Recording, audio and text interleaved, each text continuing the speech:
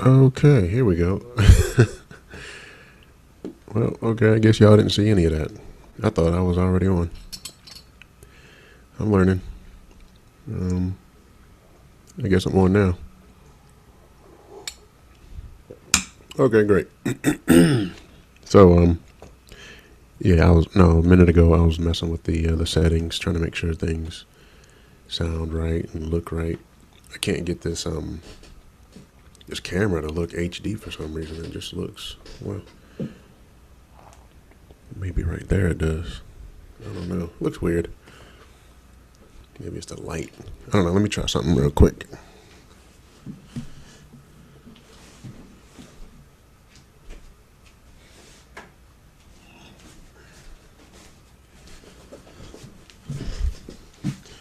I turned on one extra light. See if that helps. Doesn't look like it. Either way, who cares? Audio is what's important, and it sounds fine to me. It sounds just fine. So, now I was just saying that this week has been pretty interesting. I had a good time. You know, I went to work and did my job and posted a few videos during the week. You know, I got my phone right here. It's a nice little Note 4. It's pretty awesome. It feels fantastic. I'll tell you that much. You know, coming from HTC devices, and I've always liked those because of the feel. They very nice in the hand with the aluminum and stuff like that. This feels great. Feels fantastic in the hand, and it's a pretty nice phone too. I do have an issue with it though. Like I said in another video earlier this week, this thing with Sprint Spark, this new network that they've got going with Sprint, where they're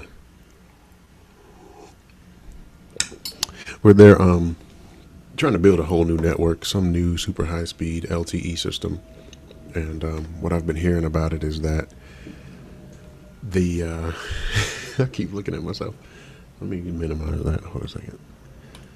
Okay, don't look at yourself, Adonte. Hit refresh, make sure this thing is good. Let's see. I just hit refresh to see if we're good. And I'm glad I did that, because if I never hit refresh the first time, then I would have been talking for 3 hours and never had hit broadcast, only to find out that, oh shit, you ain't broadcasting. You're not doing anything, man. You think you're doing something, but you're not. Yep, there it is. There I go.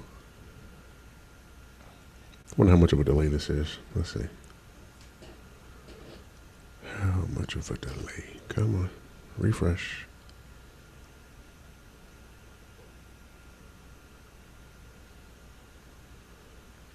See, because I'm streaming out, and now I'm trying to stream back in what I'm doing. The stream back in is super slow, so maybe I shouldn't do this, because it might mess up the entire broadcast, and then I'm screwed, right? Okay, I'm gonna just shut that down. We're obviously broadcasting. Make sure right there, shut that one down. Come back over here. Shut that tab down. Okay, so I'm looking at my live feed.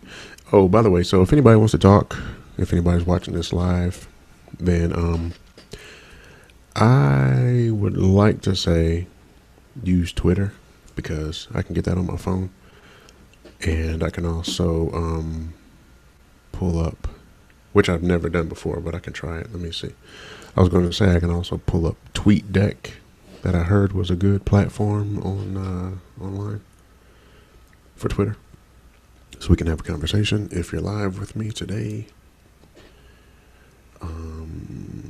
But if not, then if you log in, if you're like on the conversation, like if you're in the Google Hangouts, there's a group chat situation going on here that I can see. But anyway, so yeah, that Sprint situation. Oh yeah. Come to find out, what they're doing is this new network that they just put out. They're calling it Spark, and from what I understand, the purpose of Spark is to give, their users super reliable, super fast LTE data speeds. And the way they're going to do that is they added a new spectrum to the bandwidth, this 2500. Now, I may be using the wrong terms, I don't know, but from what I understand, I asked a lot of questions, and this is what I gathered. So they added the 2500 spectrum.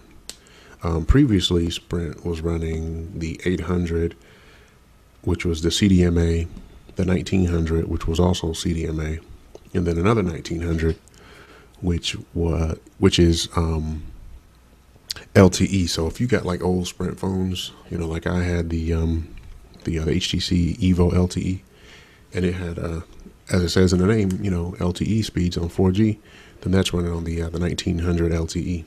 But see, what they're doing now is they're taking out the 800 CDMA, and they're using the 1900 LTE and CDMA, and then now a new 2500 LTE. And so the problem with that is that they're cutting out something that's called SVDO, which is simultaneous voice and data. And a lot of people probably don't know what that is. But what it is being able to talk on your phone, have an active phone call going. And then while you're still talking, you may need to do some searching around. You might be talking about whatever, and you say, oh, well, let me check on that. And then you pull up your phone, you turn it on, whatever. And then you go to the internet, or you might go to a message board or your Facebook or wherever you may go, and you may need to use data. Everything on these phones require data, but you may need to refresh the phone or pull data for whatever you're trying to do. Well, this new network that Sprint just created, Spark, will not allow you, from what I understand, and I could be wrong, but from what I understand, that's actually the intended purpose. They built in the lack of the ability to do that. That's built in, to not be able to stream data while in a voice call. When I first figured it out, I was talking on the phone, and I needed to do something. And so I went on the phone and tried to do anything. I don't remember what it was, but I tried to do something that required data, and it wouldn't work. And I couldn't figure out why. And I looked, and I saw that the LTE had dropped off, at the top bar where it has all your signals and everything that you're running. You might have this many bars, and it might have the Spark spinning. You might have this many bars, and it has 3G spinning, or whatever it says. Well, when I was in the call, I noticed that there was only bars, and there was no additional information to say, like what type of network I was on. So basically what it means to me is Sprint has it programmed in this phone that during a voice call, the phone just drops all networks. Now, either it's programmed into the phone or it's programmed into the network. Either way, this is something intentional that they have done. They no longer want people talking while using data. And to me, that's crucial, because, you might be driving, and people say, well, what kind of data could you use while you're driving? Well, guess what? GPS. So you're probably driving. You need to talk to someone. You need to get late to wherever you're going, and they're trying to say, oh, yeah, you go this way, you go that way. And then you're talking on the phone. You're like, well, just give me the address. So they give you the address, and, you want to pull up on your phone. You pull to the side of the road. You want to be safe. So you pull up on your phone, your little Google Maps or whatever you're using. And you're like, okay, give me the address. Well, you try to type it in on Google Maps. Guess what? You can't type it in on Google Maps because Google Maps requires data. And so because you're on the phone and you're engaged in a voice call, you can't even refresh Google Maps to get directions to where you're going. Simple stuff like that. Or say, for instance, you're on the phone with a doctor or a nurse, or you're trying to make an appointment. You can't even refresh or update your calendar. You can't do anything. And so it's very frustrating. I'm not really sure what the concept was, but why Sprint would do that. What, who Who told them that was a good idea? I don't know. But if you ask me, it's a terrible idea. It's terrible. But from what I understand, I've seen a couple of places online, I don't know if it's the truth or not, but I've seen a couple of places online that said that this is only temporary, and that Sprint is still working on their Spark network, and that eventually it'll sort itself out. Because it's all a brand new network and they haven't quite finished it yet. If you guys see that light dimming and raising and whatnot, that's this coffee machine back here. I got it plugged in, and the little heat element keeps turning on and off. But and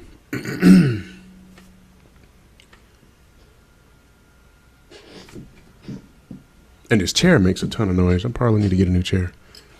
Either way. So, but as annoying as that is, and it's been going on like that for over a year now, from what I understood. When the Samsung Galaxy S4 came out back in last year or whatever, the first batch of them that came out were just fine. They worked on the system just like all the other phones did, with no issues. And then later that year, the S4 came out with another set of phones, a new batch, and those phones were Spark enabled. And they no longer would do voice and data simultaneously. So, but anyway, forget that. So every phone after that date, after those S4s, every phone after those has also had this exact same issue. From the S5, the Note 3, the iPhone 5, the 5C, the 5, whatever those iPhones are, all the even the new phones now, the LG G3. The Note 4, the new iPhone 6s, every phone from now on is going to have this exact same problem. So if it's running on the Spark network and all the, and all the HTCs, the M8s, the E8s, and whatever they are, all the phones that are, I got a viewer. Check it out. Hold up. Let's see who. I tried this last time. I can't find out who these people are. It just says one viewer. That makes me feel better. Thanks for watching. Now, I know I'm not talking to myself. Oh, hold up. Need to get some coffee. Got my coffee maker back here. Like a crazy person. Got coffee in the office. Watch I make a big mess and spill shit everywhere. No, I'm not going to do that. Cream and sugar. One viewer, cream and sugar. What's up?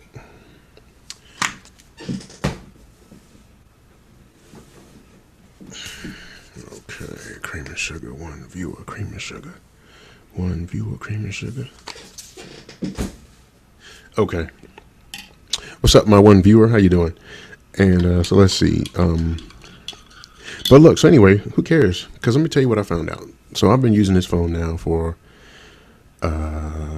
not quite a week yet, maybe 4 days, and this is the little Spark network. It's Spark, and it sucks if you want to use it in the traditional fashion. If you want to use it like you've been using your device, talking and texting and carrying on and doing whatever you do, and that's an issue for you, then that sucks, because this won't do that. But look at that. Let me show you. Let's see if you can see that. Come on, focus. Focus. Come on, focus. All right, whatever. It's not focusing. Anyway, if you look at the top, it says LTE, and it's got that little Spark sundial going on, and basically 1 bar. Okay, so it's pretty awesome. I make a lot of complaints about it because it's not doing what I am accustomed to having it do, but it does what it does, what they designed it to do, very well. And what that is it gives you exceptional data speeds all the time, everywhere. Now, before we had LTE, we had like 3G and Sprint 3G. I don't know if y'all remember, but like years and years ago, back in like 2004 or whatever, Sprint was boasting about their the their Vision network or whatever it was. They were building this new network, super fast 3G and 4G or whatever they were working on at the time. Well, it wasn't 4G, but they were working on their 3G. They called it the Vision network, and it worked out pretty good. You know, I've been with Sprint for about 7 years. I haven't had any issues, no complaints. It works everywhere I want it to work, and sometimes it doesn't. And if it doesn't, then it'll start roaming, and that's okay with me. But now that it's on the Spark network, I'm losing my train of thought. Okay, so now that it's on Spark, it's pretty awesome. Let me tell you. Okay, anyway, let me get to the point. So if you are a Sprint customer like myself, or if you're thinking about switching and coming to Sprint, I recommend it. I've always recommended Sprint for one reason. I mean, everybody it's not going to be useful to, but for me, it's definitely useful because I use a lot of data. Tons and tons and tons. I mean, ridiculous amounts of data. I think the most I've done in a month is like maybe 42 gigs. Seriously. And that's just using the phone. 42 gigabytes of data in a month. I think that's the most I've ever used. The least I've ever used, maybe 8. You know, I probably was at home a lot using Wi-Fi, but I'm a truck driver, so I'm rarely home. This position.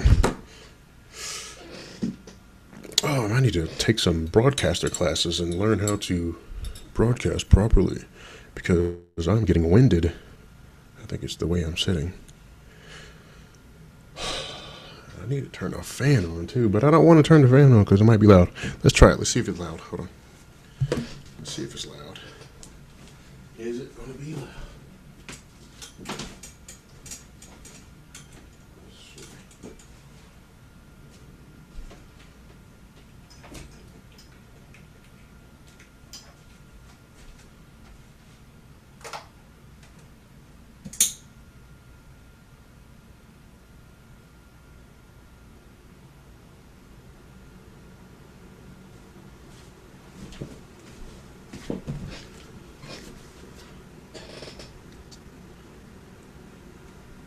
Yeah, that's definitely noticeable.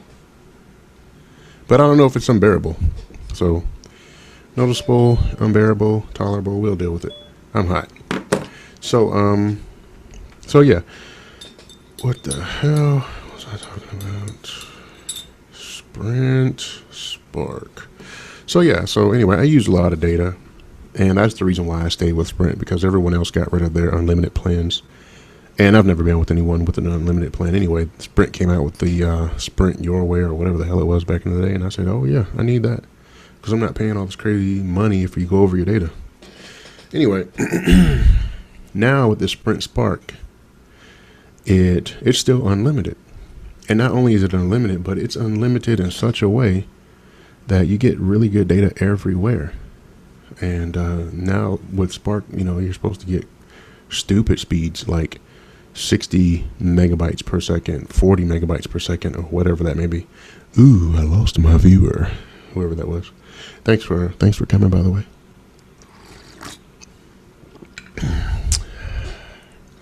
Okay, so yeah, but okay, let's get to the point. God, how long? I don't even have a timer. I don't even have a timer on this thing to know how long I've been broadcasting. Maybe I should pull up the live feed to see. But I don't want to keep looking at myself because it's distracting. Let's see, my channel. Okay. Just going to click on here and see how long I've been going. Because I need some kind of a timer. Some sort of a timer. Because this other thing doesn't have a timer. I apologize, guys. This shit ain't professional. I'm just an average dude trying to do what I do. I can't make it look all super duper for you. Because I ain't that good yet. Okay. Oh shit, hold on. Let's go live on this. Okay, 19 minutes. Okay, turn it off. Okay, so we're good. 20 minutes in. All right. Yeah, okay. So the workaround. So for anyone who's thinking about going to Sprint or whatever, oh, that's cool.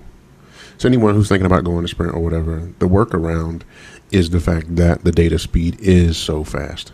That's the workaround. I found it to be extremely reliable everywhere I go, even before the Spark was out. I mean, even with my old phone, just running on Sprint 3G and then their little 4G LTE, it's always reliable. I mean, you don't get LTE on the old system everywhere, but now it's LTE everywhere. I always see this little LTE going. I always see the little sun going. Okay, look at this. Right now, I'm on the network. Look at that. I don't know if you can see that. I'm doing a speed test. Come on, show that. That's a speed test. That's 10. I'm not on Wi-Fi. I don't know if you can't see that, but anyway, I'm not on Wi-Fi. Come on, clear up. Whatever. I'll just tell it to you. So it just got 10.52 down. And that's just sitting here with 1 bar of this Spark LTE. And I've also heard that LTE is not even up and running properly in Georgia yet. So they're still working on the system. But, oh, anyway, why I keep skipping this? The workaround, guys, the workaround. So, okay, the problem that I have is that you can't talk and text you can't talk and do data simultaneously, right? Okay? You just can't do it. But that's not true, because the data is so fast and so reliable that you can use it to talk. Okay? You can use these voice over IP dialers, these internet dialers. Some people who have iPhones have Magic Jack, stuff like that. And you can talk on Magic Jack for free. All you need is data. So I don't think Magic Jack comes out for Android, but for my phone, I can use Skype to make phone calls. But what I use the most is Hangout, Google Hangout. Hangouts has a dialer built in. Well, I don't know if it is built in, but it's an extra, it's like an added thing you have to download on top of your Hangout app. Excuse me. You download the Hangout dialer, and you make phone calls with no problem. And it sounds great. Actually, to be honest, it sounds better in most cases than the regular voice call through the network. I don't know how that works, but maybe Google is buffering or doing whatever to the call a little bit better than what the cellular network could do. So that's the workaround, guys. I like Sprint. I think it's great. Whoa, my bad. I like Sprint. I think it's great. I think it's fantastic. I know a lot of people shit on Sprint. You know, they don't like it or whatever, but that's okay. You know, if you're chilling in one spot, you know, just like, okay, so I tried T-Mobile a few months back, you know, because they came out with all these special deals. I heard they won some kind of lawsuit from AT&T, and now they're getting all sort of spectrum back and bandwidth and whatever. So I was like, okay, that's cool. Let's try T-Mobile. Well, I tried T-Mobile, and I'm not going to say too much bad about them. They're a good company, had good coverage, but not outside the city, not so great. And, you know, I'm rarely in cities when I'm driving. I'm on interstates. I'm in small towns. I'm going up and down, you know, throughout the country, different states and stuff like that. And T-Mobile did not work for me. But, you know, if I stayed in Atlanta all the time or stayed in Raleigh all the time, and that's where you are, and you just stay there within the city, yeah, man, T-Mobile's what's up. Because their download speeds are really fast, too. And fast download speeds. So, anyway, but with this Sprint thing, I think that's a great idea, what they did. I don't like the fact that they cut out the voice and data simultaneously. Hopefully there's a fix coming, but if not, then I found a workaround, and I just want to share that with everyone. So try it. Download a Google dialer, or, you know, Skype, or some other internet dialer, or whatever you can use. Shut up. And try it. See what it's all about. I enjoy it. Okay, moving on. Oh yeah, look at this, look at this, look at this. I didn't.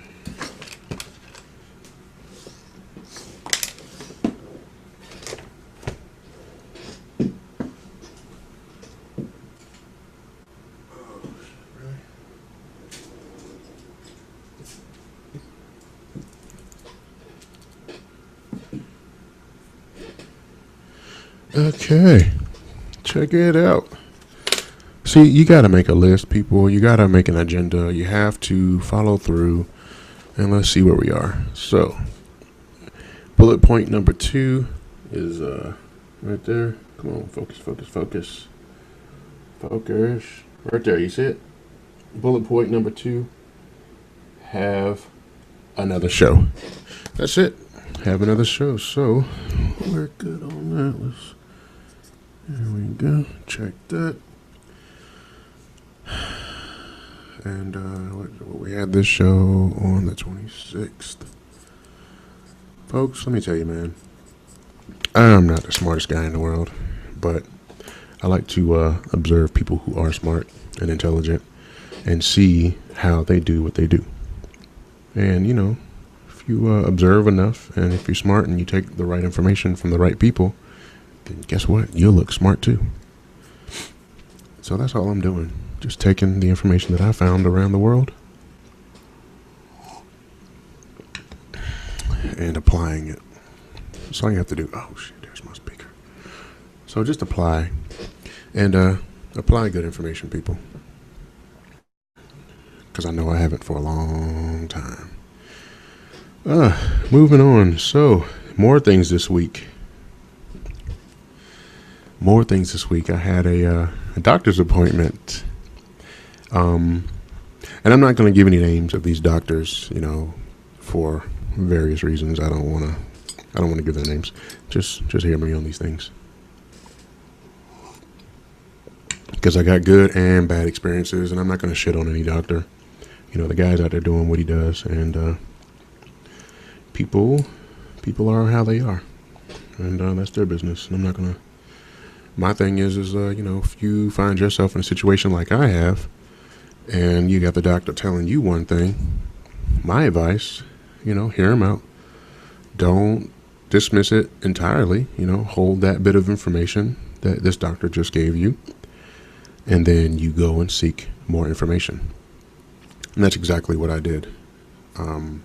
Not saying I don't trust people, which is kind of true. Actually, I don't trust people. I feel like that I do have a bit of an intuition where I can sort of discern a person's character or their organization. I think we all have that. It's built in. And if we ignore it, then we may get caught up. So I try not to ignore it. If I feel something, I go with it. I'm not going to deny my feelings. And I did not feel comfortable with that particular physician that gave me that bit of information. So for those who don't know, June 9th of this year, I went to the emergency room. I had massive pain that was building and building. It started out as an irritation in my back, my left side, the left rear, like underneath your rib cage, like right here. And it was tremendous. I mean, I thought I was going to die. It felt that bad, and it didn't feel like it was going to stop. So I went to the emergency room, and when I got there, they gave me some pain medication to calm me down and whatnot. It didn't work, and so they also then took me to a CT scan, and you know, to do imaging, and they found that there was a large mass on my kidney. A big, gigantic, large. Well, with the CT, I don't think they could determine where it was on the CT. They just told me that there was a large mass, and I don't think they were really sure where it was, where the mass was located. They just knew that there was a mass. So they then recommended that I go to a urologist. So I went home, had a urologist scheduled the next day on the 10th. I went to the urologist, and when I was there, this particular urologist, I gave him all my information and gave him come on, who's this? I need to turn this thing down. Hold on. Who's this?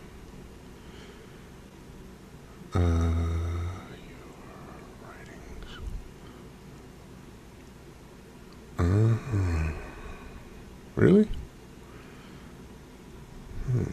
Maybe I should, okay.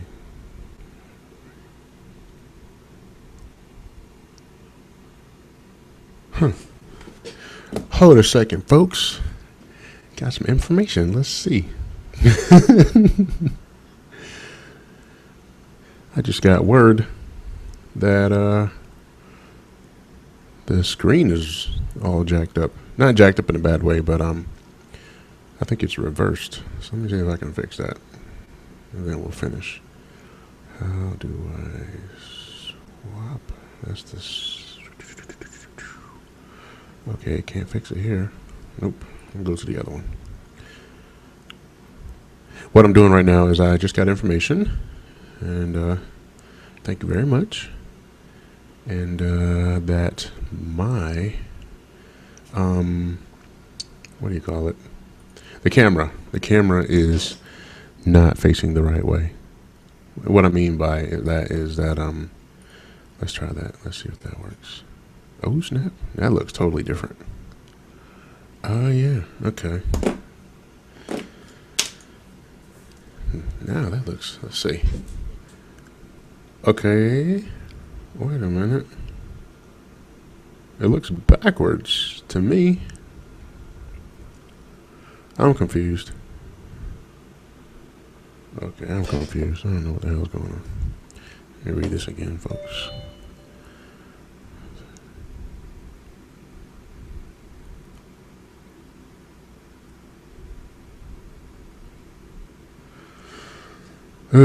Okay.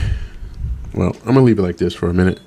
Hey, is this facing the right way? Not like it matters. I mean, I guess it's important. Is that facing the right way, or does it look backwards? Okay. And that's how I know. It looks backwards on my screen right now when I'm looking at it, but so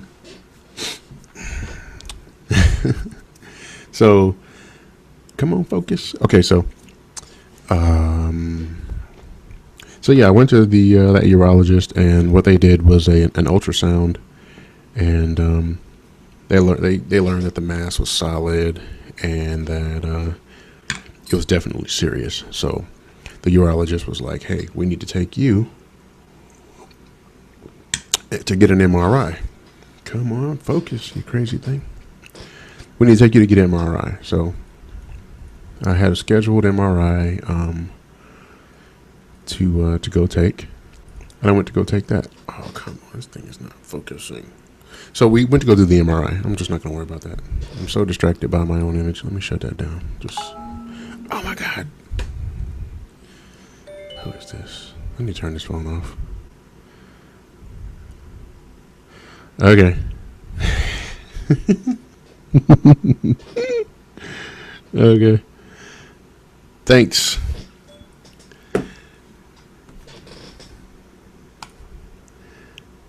Hold on. What? Okay. All right. Hold on. Hold a second. Oh my goodness. Worst broadcast ever.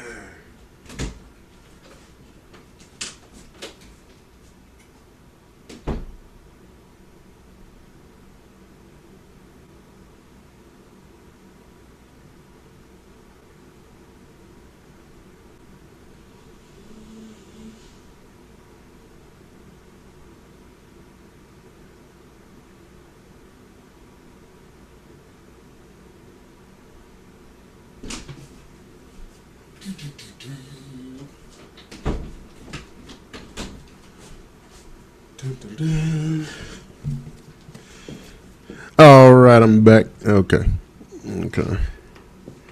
All right, so I went to that urologist. They went ahead and told me that I need to go get an MRI. So we scheduled to do an MRI. We came. I had the MRI and everything, and I waited to hear back from the doctor. The doctor basically came into the room. He called me back, said, "Come on in. We need to talk to you." we've got the CT, we've got the ultrasound, we got some blood work, we got a urinalysis. Now we have this MRI, and what we believe, this is what the doc said. He said he drew me a nice little diagram and everything. He said I suspect renal cell carcinoma and transitional cell carcinoma, which is cancer. He suspected cancer of the kidney. So basically kidney cancer and ureter cancer. The ureter is the ureter is like that tube that passes the urine from the kidney to the bladder. And so his diagnosis was that the cancer from the kidney had somehow leaked into the ureter or whatever, and has caused cancer also in the ureter. Okay. I mean, that's pretty groundbreaking news for a nice, healthy guy who's lived his life and has not really heard anything like that before. That's big stuff. And then he tells me you could live 3, maybe 4 years with that if it spreads. If it doesn't spread, I don't know. I don't know. But anyway, he said basically a certain death if you don't do anything about it. You can die because kidney cancer is aggressive and it moves quickly and it kind of takes over and it does, terrible things to you. And you don't want to mess around with kidney cancer, is what he told me. You don't want to mess around with that. So he promptly scheduled me for surgery. And his remedy for the cancer was a radical nephrectomy laparoscopic. A radical laparoscopic nephrectomy. Right? So, which basically means he's going to go in with the tubes, those robot arms or whatever you want to call it. I don't know, those things, the laparoscopes.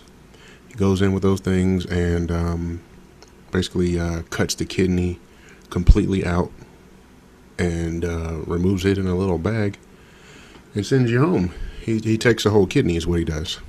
So the radical nephrectomy, he wants to take a kidney. And so I thought that was pretty extreme.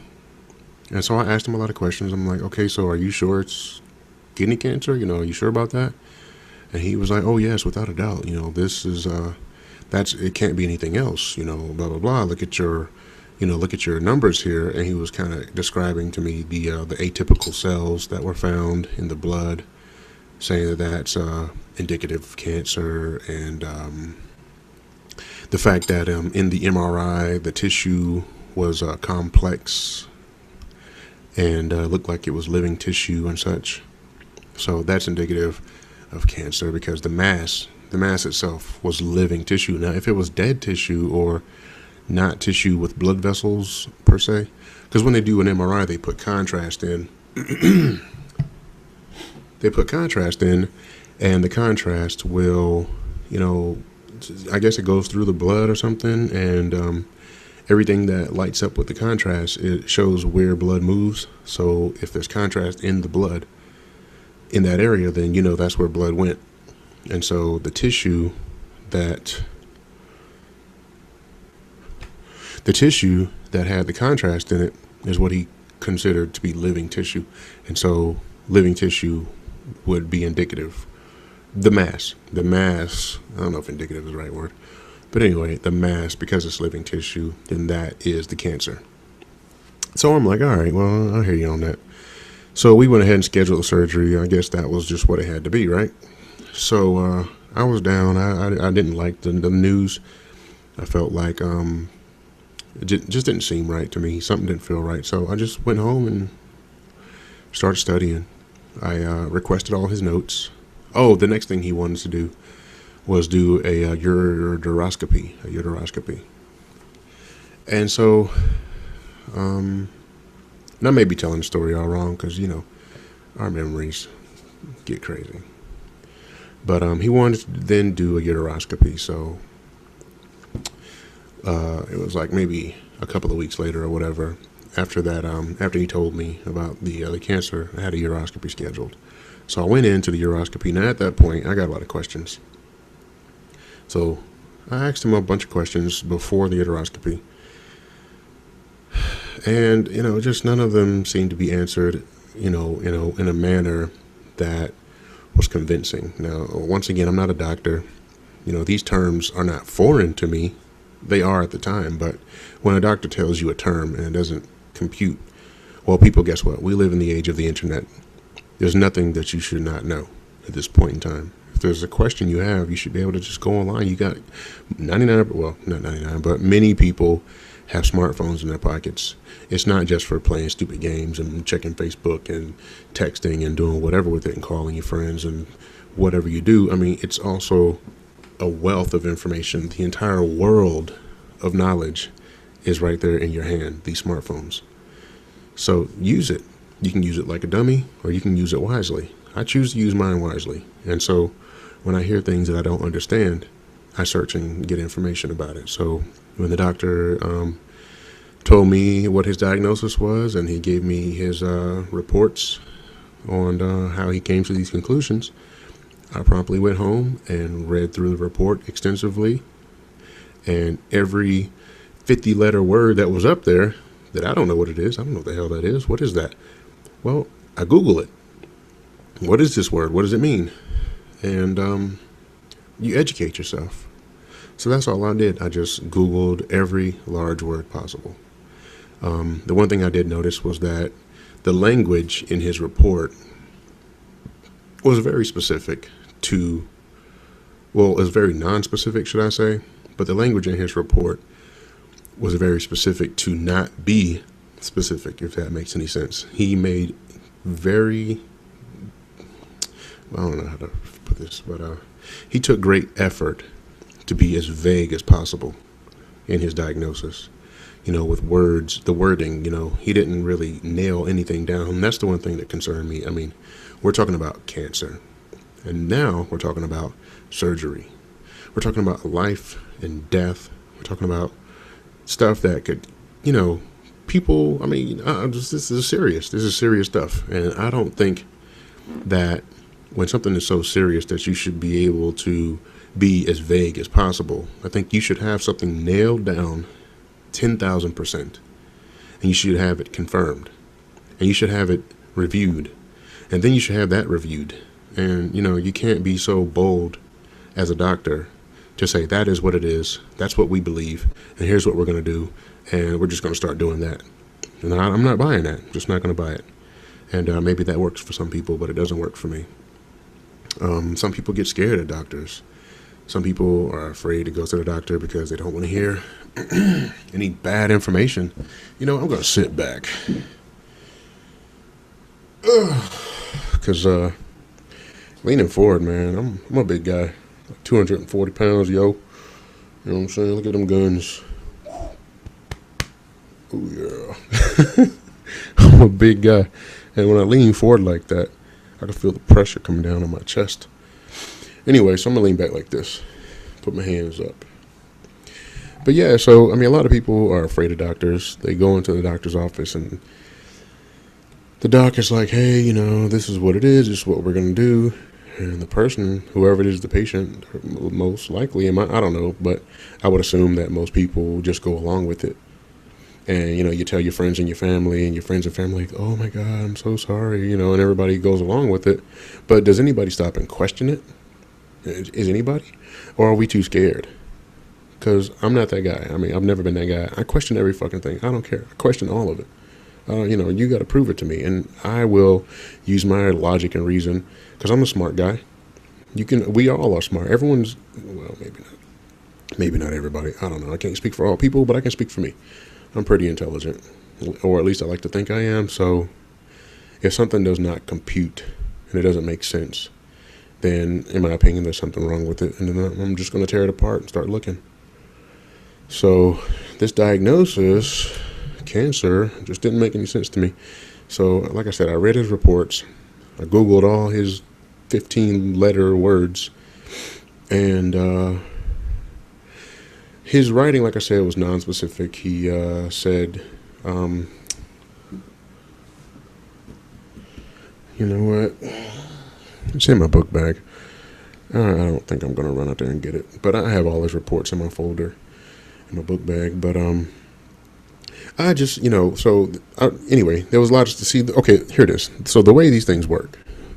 Oh well, I'm not sure if this is how it works, but the way his report looks is that everything that this condition could be is something he has to check for. So in his report, he had many different conditions listed, and for those conditions, you have to, if you're going to say that it's this over here, then you have to also review these other conditions that it could be and rule those out. So that's what I noticed was going on in his report as I read them. There was many different other conditions that he had to say, not word for word, but basically he was saying, does not look like such and such, or don't believe it looks like that. Like if it could have been, say for instance, you got like 5 different things that this mass could be, but he's saying that it's this one. Then in your report, you also have to take those other 4 and rule those out and explain why you rule them out. Well, maybe you don't have to explain it. He actually did not explain it. He just ruled it out with no explanation. So I took those and I Googled them. And one of the things that I found, all of them I Googled, and some of them didn't make any sense. Definitely was not. I mean, the symptoms definitely were not what I was dealing with. And, like urine in the blood and stuff like that. I mean, blood in the urine or ongoing pain or, whatever. I wasn't experiencing any of that. But the one thing that I did see that he ruled out was a hemorrhagic cyst. And so I Googled that and I looked at images of it. And then I remembered, because I had the discs, I requested all my MRI and CT scan discs. So I had those as well. So what I would do was look at these discs and scroll through the images and look at them, at all the different angles or whatever. And then I would go online to YouTube or to Google and research these different conditions and see what looks like what. And I noticed that renal cell carcinoma never really looked like a bulge. That's what I had looked like. If you can imagine, okay, let's see. Just imagine like an orange. The orange is nice and smooth and round. So imagine an orange grew on your kidney. You see? That's what, in the imaging, that's what mine looked like. The first set of imaging. Mine looked like, a nice, consistent, smooth mass. It was like symmetrical in ways, it was not. Okay, so, but then renal cell carcinoma looked totally different. You could see it inside the kidney. It was like these little, okay, what's the best way to put this? It was like a deterioration of the texture of the kidney itself. The kidney looked deteriorated in those areas, and it was like a spongy, kind of soft, kind of thing or whatever. I could be wrong, but that's just what I gathered when I looked at it. It just looked weird, the actual renal cell carcinoma, and that's not what I had. And so I had a lot of questions, and I felt like that was not what the information that he gave. I just didn't feel like it was sufficient. So I had a lot of questions, and he didn't answer them for me the way that I thought was good. But because I'm not a doctor, and he was so adamant, I kind of let it go for a while. I was like, okay, I could be wrong, and this really could be life-threatening, and so maybe I just need to calm down, and I'll, just go with it, Adonte, because you could potentially die thinking you know everything. But so anyway, long story short, I let him do the uteroscopy. So I went in for the uteroscopy because, I was thinking, okay, fine, let's do this because he's going to go in there and take a look around and see what's going on. And so I even asked him before we did that procedure, is it possible that you can record? Because what it is uteroscopy is where they take, like a uteroscope or a cystoscope or whatever you want to call it, and they like run it on this tube down the head of your penis. Like they take your dick, They put it down the hole in the penis, like literally.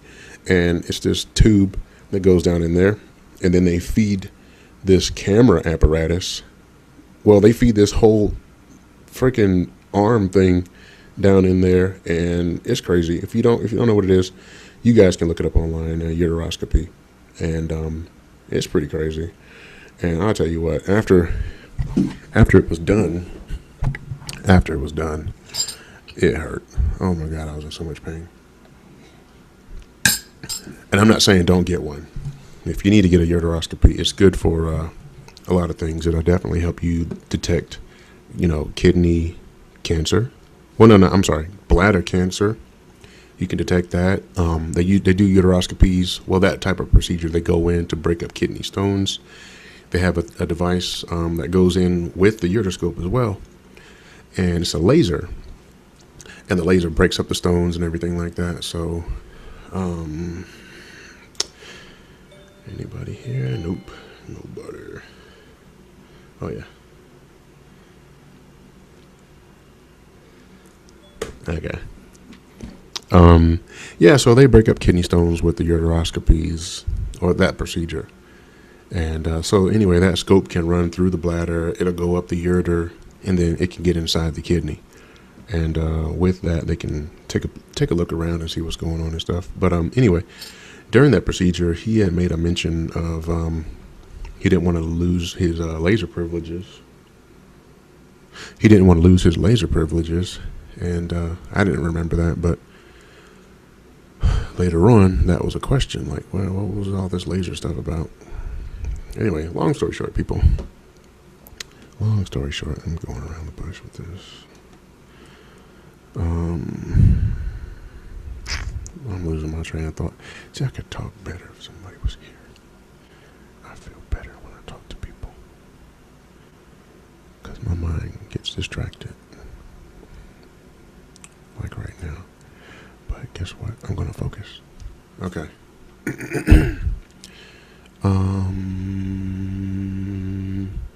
Okay, so he did the uteroscopy and everything. And I was assuming that with the uteroscopy, he was going to also do a biopsy. Because, okay, if you're telling me I have kidney cancer, then I'm assuming that while you're in there with this instrument, and I've seen it online, I've seen it, because they can record the uteroscopy because there's an actual camera up in there, and the doctor looks at a screen and he can see what he's doing, and he can manipulate the tools. And I've seen they have a little clamp that comes out like a little pincher. It's like a little tiny pair of pliers, and they quite literally just grab a piece of tissue, snip it, and then pull it back through. And then they take that little piece of tissue and they send it off to the lab. So I was thinking, okay, this should be easy. We'll figure it out if I got cancer or not. He's going to do a biopsy while he's in there. He's going to get a little piece of tissue. We're gonna know what all this is about. Well, how about he didn't take a piece of tissue? He basically said that that's way too risky to biopsy. It could spread, blah blah blah, all this stuff, and that's not what you want to do. You definitely don't want to biopsy, because what you just want to do is just get it out of there, because it could spread. It could then go to your bladder. It could just get all over the place, and it'll be a mess. And then before you know it, your whole body's cancer ridden. So okay, that makes sense. So anyway, so they pushed for the surgery. They kept pushing, and the first surgery, there was actually two. I never did either one of them. I had it scheduled one time, the first time, and then I don't remember why I decided not to go through that first surgery, but I just didn't. I don't remember. Some reason, I had a reason. I don't remember what the reason was. It may have been one that I was just going to go get a second opinion, and I was determined to get a second opinion before I let these people cut in me, because I think that's what it was. I think I just did not trust this particular doctor. I just didn't feel like I had received enough information to go forward with this. And they were like, well, you need to hurry up. Everybody. The doctor, like, you got to get this out now. You got to do it. Every minute counts, Adonte. The doctor and even the nurses or whoever the hell was calling me, Mr. Macon, what's going on, blah, blah, blah. Because, and I'm like, I don't like the pressure. Don't pressure me. Don't pressure me. Okay? Yeah, if it's that fucking important, then it'll be important tomorrow. But for today, I have questions. I have concerns. And you guys have not addressed any of my questions nor my concerns. So if it's that serious, I would have felt that these people would have worked extremely hard to address my concerns. The fact that they were not working hard to address my concerns gave me even more concerns. The only thing that I'm getting is move, move, move, move, move, move. You gotta hurry, hurry, hurry. And I'm just, no, I'm not hearing the hurry, hurry. You're not gonna hurry me. Okay? This is my life. Yeah, I get it. I could very well die from kidney cancer, is what you guys are telling me. But guess what? I could very well die before cancer ever gets me. So I'm not concerned. Okay? I already live a risky life. I'm a truck driver. Truck drivers die daily. Okay? And trust me, at least twice a week, I see some shit that could have took my life. But I'm still here. So I'm not concerned. But I'm not going to allow doctors to scare me to the point where I'm just not thinking. And I'm just like, okay, well, let's just do this and let's just get it over with. No, I'm not going to do it. I don't think anyone else should do that either. Don't let fear control your life, people. Just don't do that. I used to do that. I used to let fear control my life. I used to let ignorance control my life. I mean, I still am ignorant to a certain degree. I think we all are. No one's ever going to get it completely right. But, you live, you learn, and I just this whole doctor situation, I didn't feel like it was on the up and up. So my thing at that time was to get a second opinion.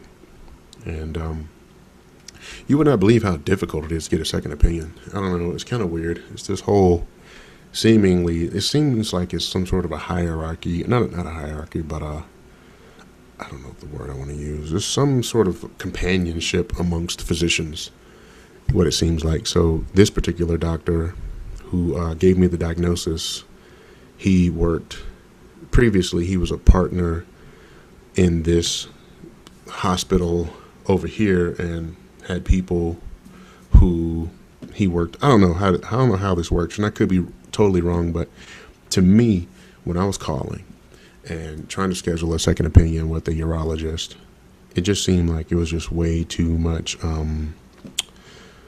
what's the word I'm looking for? Just way too much loyalty amongst doctors is what it felt like.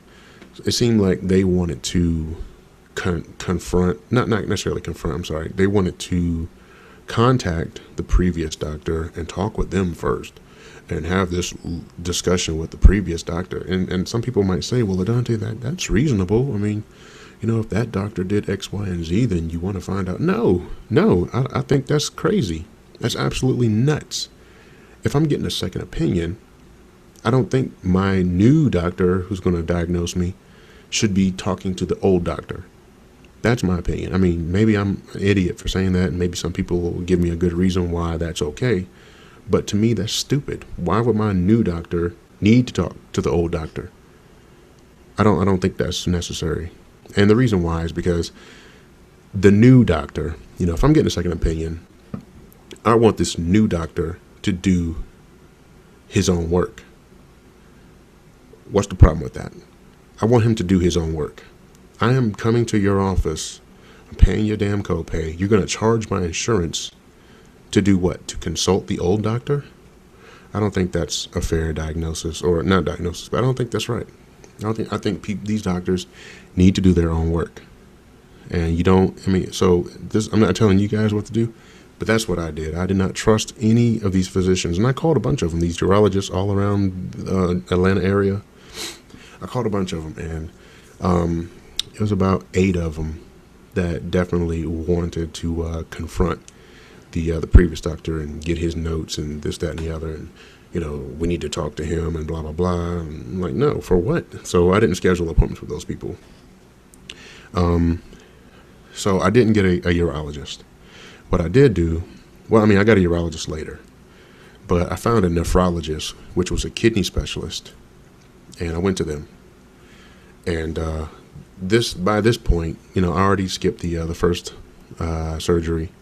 I just, I was determined to get a second opinion, but weeks and weeks were passing, and these urologists and these doctors, they won't put you on a schedule for weeks and weeks and weeks, so it all takes forever to do. But I did get in with a nephrologist, which is a kidney specialist, and I talked to this lady, who's the kidney specialist. Very nice woman. She did some blood work on me. I told her what was going on, that I was diagnosed with kidney cancer, and I just want a second opinion. And she was honest. She was upfront with me. She said, well, there's not much I can do for you with that. You need to go see a urologist. And I told her, I'm like, yeah, I know, but I can't get a urologist. I've been trying. I just want you to basically do the same test that they did. The urologist did. I want you, if you can, thank you so much. I just want you to tell me, am I sick? How are my kidneys functioning? What can you find out? What can your kidney specialist just do the random tests on my kidneys, find out what's going on?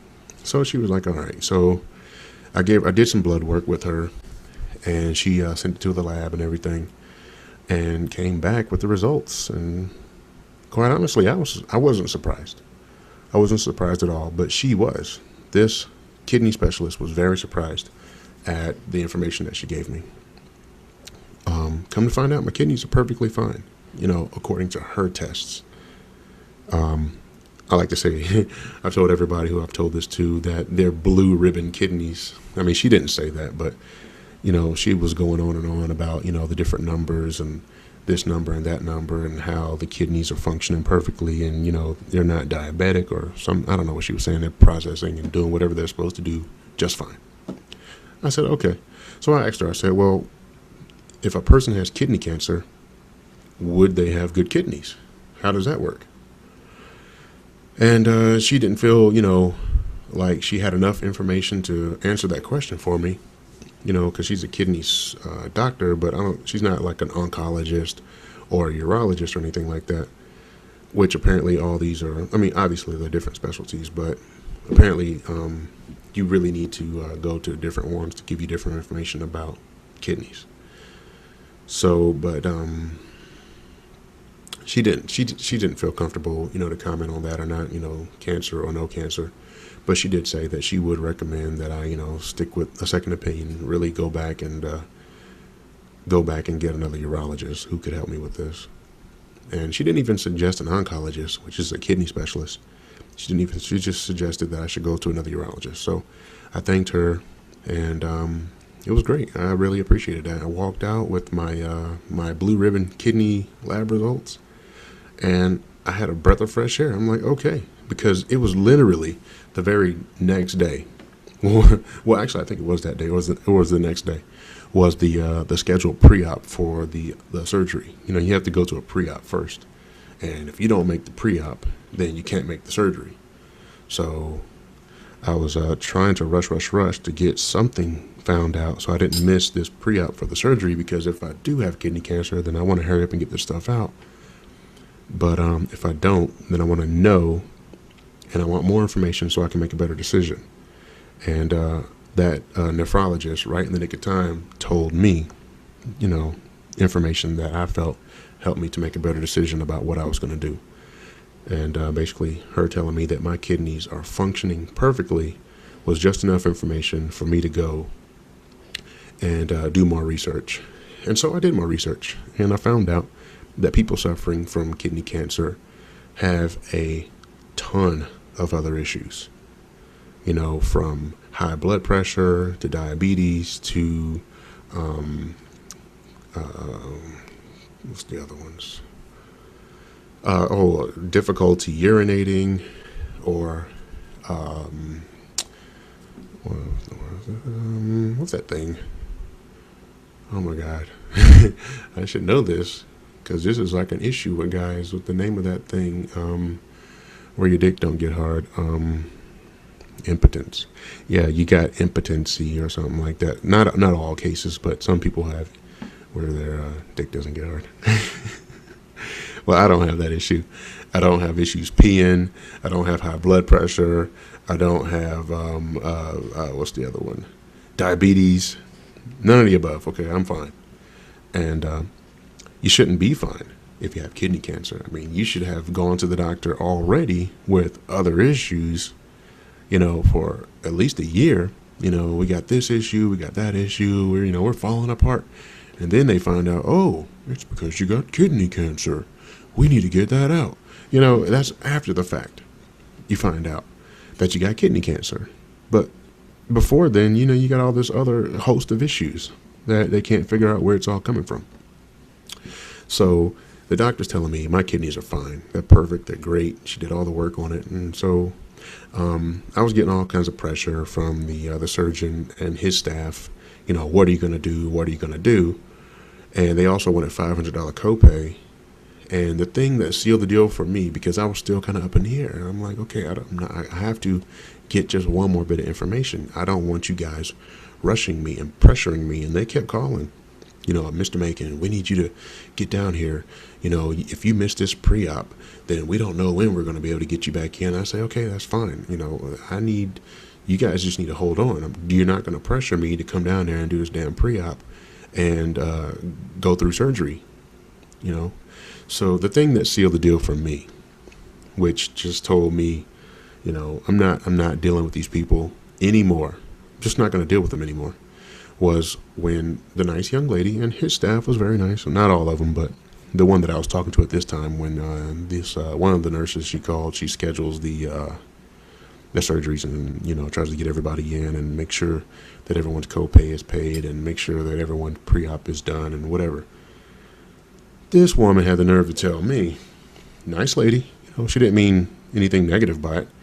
She said, well, Mr. Making, if you cancel this surgery again, because I canceled the first one, I said, we're not doing it, just cancel it. And we reschedule. So this was the second surgery, rescheduled.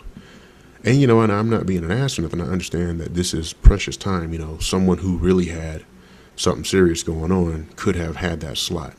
And I understood that. And, I felt terrible because there are sick people out there. And so that's why I was trying to weigh my options very carefully. And I apologize. Whoever, obviously will never know. But if my fiasco caused an issue where someone was not able to get a surgery, my bad, sorry. But I'm sorry, whatever.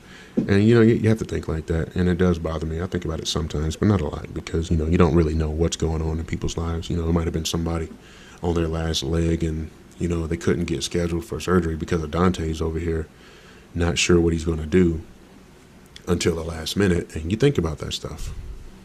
But it did take up until the last minute for me to make a decision. So so what it was, the young lady, very nice.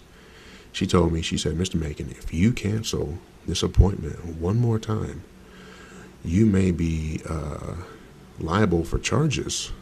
I'm like, what are you talking about? She said, yeah, there's a $750 cancellation fee. I said, what? A $750 cancellation fee? She said, yeah, we may very well charge you $750. Okay. Because I'm going to tell you what, this is straight up, people. I mean, before she said that, I was really just contemplating. I was thinking, because everyone's like, okay, Adonte, you don't know. You can live with one kidney. Just let them take it. You don't know what's going to happen. It might be cancer. It might not be cancer. I'm like, well, I can't live like that. I can't live with that thought that it might or might not. I mean, it's not good enough for me. I need to know. And I don't know. Just was not enough information. It just wasn't enough information for me, people. And I'll take those risks. I will. Because I'm just that guy. I don't care. You're not going to push me. You got to make sense first. Because I know there's a lot of scam out there. There's a lot of people. I read this thing. In this process, I'm doing all this studying. And first off, everything this doctor said, none of it added up. Not any of it. He did the uroscopy, I read his notes about why he did the uteroscopy or what he actually did. It said he went in, he checked the right kidney first, because that's what he said he was going to do.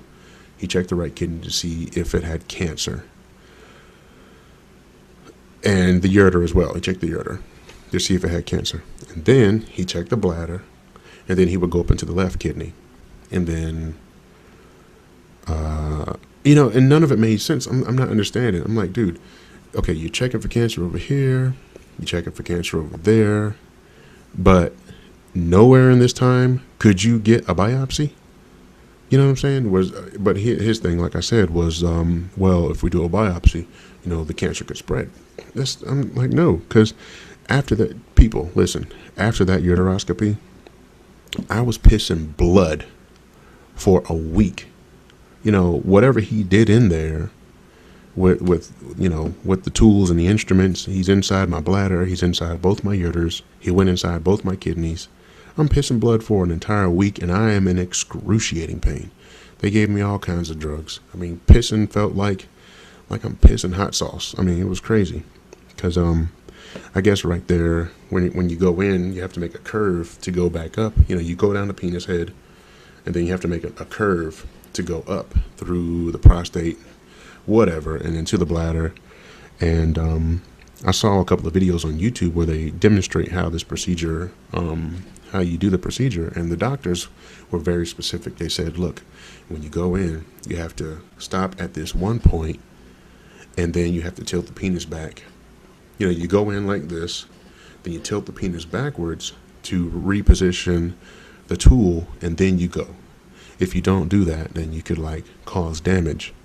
And where that area is where you would hit first, and then you would have to tilt the penis back and then go in right there. I can, just looking at the video, I'm like, yo, that's exactly where I'm hurting at, and that right there, little, I don't know what it is, but it's inside there and whatever. And so the dude obviously damaged me in there some kind of way. And then I'm pissing chunks. You know what I'm saying? I'm like pissing straight up chunks for a whole week. Chunks and blood. So I don't know what the hell he did. I'm thinking those chunks are like scabs from whatever he ripped or tore inside me or whatever with this damn tool. Anyway, let me get past that. So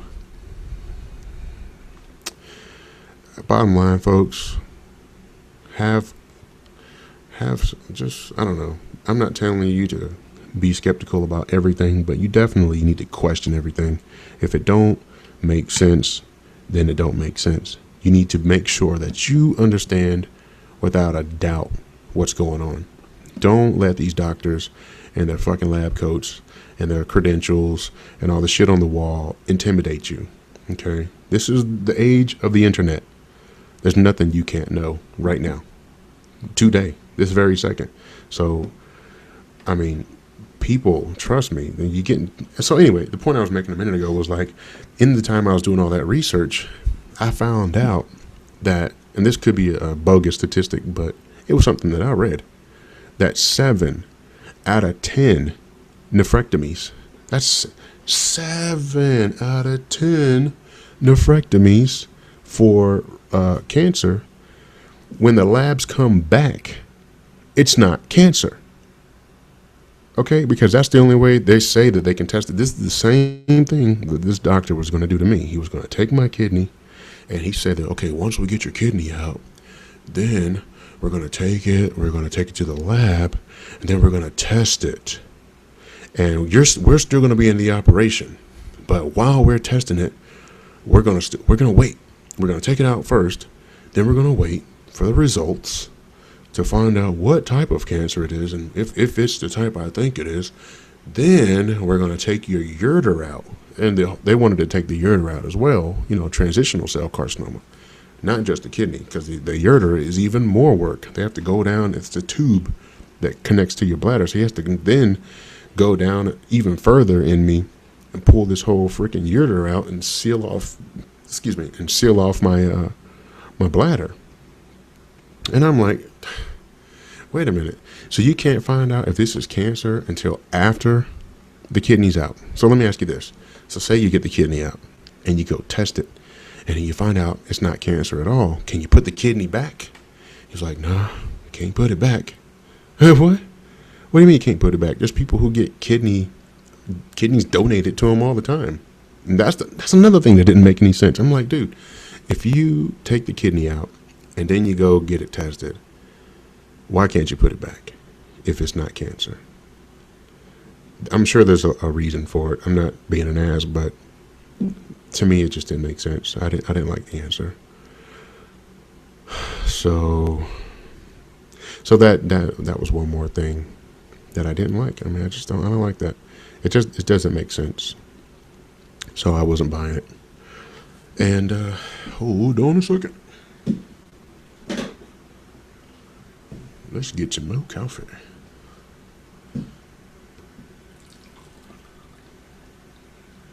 I want y'all to think about that for a second, people. I'm not playing. Look this up online yourself. You can find this information. 7 out of 10 nephrectomies are not even cancer.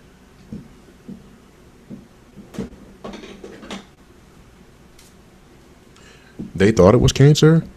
Come to find out, oh, it wasn't even cancer. That's what it is. That's the situation. And for me, that just is not good enough. That's not good enough. I mean, we got a 30% chance that you're right. Or is that? I mean, maybe that's how the math works out. I don't know, but that's not good enough. It's just not good enough for me. Because I could be one of those 7 people sitting over here with X amount of $1,000 bill and a missing kidney and time out of work and just life is wrecked. He was talking about chemo. If he suspected that the cancer had spread down to the bladder, he's talking all this crazy nonsense. Chemotherapy, I know full well. Some people don't argue with me, but I know some people, y'all say, well, okay, chemo works. My uncle or my cousin had chemo and it worked for them. I'm okay, great, that's fine. But in my world, chemo is a bad deal. I don't like that idea. I don't like the idea of chemo because that's like using something that kills to kill something that kills. I don't know. No, I'm not down with kill. I'm down with the concept of let's get something that heals to heal the thing that kills. How about that? Let's not get something that kills to kill what kills. That's like too many negatives in a row. I don't like all those damn negatives. We need some positives in there. You know, let's start healing something that can be strong enough to then go and kill what doesn't belong. That's my way of thinking about it. Well, Adonte, how are you going to do that? That's ridiculous. Yeah, is it? Is it ridiculous? I don't know. I don't think so. I think that's all in your head if you think that's ridiculous. Because people get told what they're getting told by these doctors and they don't question it. They're so damn scared because the doc told you got this. And oh, you got this and you only got this amount of time left. And you get shook. You get all scared and you don't think straight. And now your family's all stressed out. Oh, no. Everybody calm down. Calm down. Look, first thing you need to do when you go to doctors is just stop. Just please calm down. Everybody, calm down. Because we're all going to die. We don't have to die today, though. And we don't have to die tomorrow. But the fact that we're all going to die eventually means that we can think clearly. Let's get some heads about us. I mean, straight up, we don't have to jump to conclusions here. It's not necessary. We can we have time. We're gonna die anyway, okay? Let's not die miserably. And that's the last thing that I wanted, is to be the guy who let fear get the best of him, allow these fools to take parts out of my body that potentially could have diminished my satisfaction of life. And, there's no telling what sort of complications they might have run into. Another thing I was thinking, I was like, man, if I go into this operating room with this guy and I was being hard. I wasn't lying. I was being hard on this dude because he was not answering my questions sufficiently. And I kept calling their office. There was this thing with the FMLA papers. I couldn't get them to sign those fucking papers. I'm like, why won't you guys sign my papers? I need this. If we're doing surgeries, I need these papers signed so I can get everything in a row, blah, blah, blah. They were being hard asses about signing papers. I couldn't get them to, and it took them a long time. They were like, well, we're not going to sign your papers. And this is what killed me too. We're not going to sign your FMLA papers or any of your papers until after the uteroscopy. What? What kind of nonsense is that? Why? If you guys have me scheduled for surgery. Well, no, I'll take that back. I was not scheduled for surgery until after the uteroscopy. I believe that's how it went down.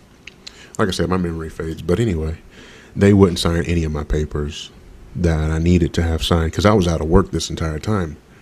From June the 9th, I was out of work because, like I said, I'm a truck driver. And when you're out of work for any reason, especially if you're, you've been prescribed narcotics like I was, they gave me, I don't remember anyway, they gave me some sort of narcotic.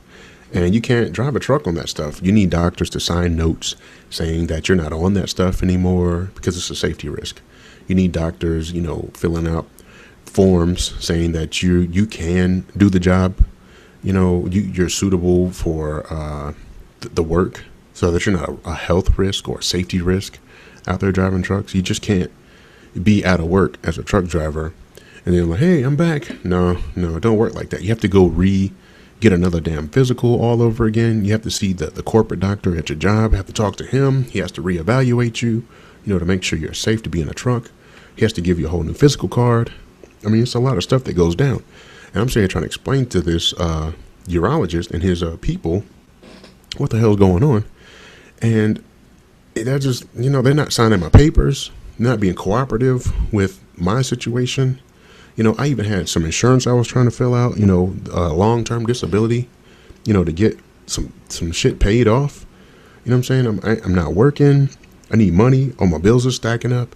And these people are just playing games. They're not filling out my paperwork. And it was just getting so annoying. They wanted everything their way. And I'm asking, well, what the hell? I'm already out of work. I don't know. Long story short, people. Hold on. Long story short, don't let doctors and their staff bully you. Don't let it happen. Don't let nobody bully you. Do your own thing. Think for yourself. And ask a lot of questions. And if you don't have the answer, go find out. Just go figure it out. Make a list of shit you want to know and go find out. And don't let doctors bully you into life-altering surgeries and shit like that. So moving forward, the chick told me it was $750 if I cancel. And that just rubbed me the wrong way so much. I just got so angry about that. I'm like, y'all cannot be serious. You're going to charge me for canceling? Now, in a way, I guess it makes sense. It makes sense in a way. Because like I said, that could have been somebody else's appointment, but it was still a week out. So if I cancel, you can still get somebody in there. I don't see what the problem is. We're not right on top of the appointment. It's not the day of. We're still a whole week out and some change. What's the problem? But if you got somebody who's getting ready to fall off this earth, with some sort of a debilitating illness and you need to get them into surgery immediately, y'all should be paying me $750 to give up the spot. Is what I feel. Fuck that. Oh, thank you, Mr. Macon. Thank you so much for giving up your surgery appointment because this person now can get this life-altering surgery they needed or whatever. Pay me. I just gave up my spot. How about that? But that's not how it works, people. They want to charge you. So I told the lady, I'm like, what the hell with it. And I told her straight up, I'm like, look, y'all have not been sufficient with the information. Y'all have been extremely evasive with my paperwork. Y'all pushing, trying to get me up in this surgery so you can cut. I'm not satisfied. And for that, I'm out. Just the hell with it. Cancel it now. And do not call me ever again. I told him straight up, don't call me no more. I will find me another doctor because this is some bullshit and I'm not living like this. Well, they did call me, finally. They called me like almost a month later. Mr. Macon, is your address changed? No. Well, we've been trying to send you a bill. Oh, really? A bill Really? Yeah, your insurance didn't cover the entire the whole uteroscopy, so we're gonna need you to pay this $150. And it was actually $170. I'm like, yeah, I'll get around to it when I can. Y'all don't call me about this no more. You just send that shit to the house, and I'll take care of it when I can. Okay? Don't call me no more. Cause that shit, it rubs me the wrong way. I don't like it. So anyway, so I found this new doctor, and I went to go see him a couple of weeks back. Over a month ago, actually. And I talked to him. I gave him the discs for the CT. I gave him the disc for the MRI. I gave him all the reports that the previous doctor filled out and everything like that. And, I sat down and I talked with this guy. And I'm going to tell you what, man. If nothing else, that is the one thing that I appreciated the most, was just being able to actually sit down and talk to this doctor. Now, the other doctor, the first urologist, he's in and out. He's in and out. He's always in a rush. He's over here. He's over there. You got like 5 minutes to talk to this dude, and he's standing. He's standing there. He doesn't have time. I have no time to talk to you.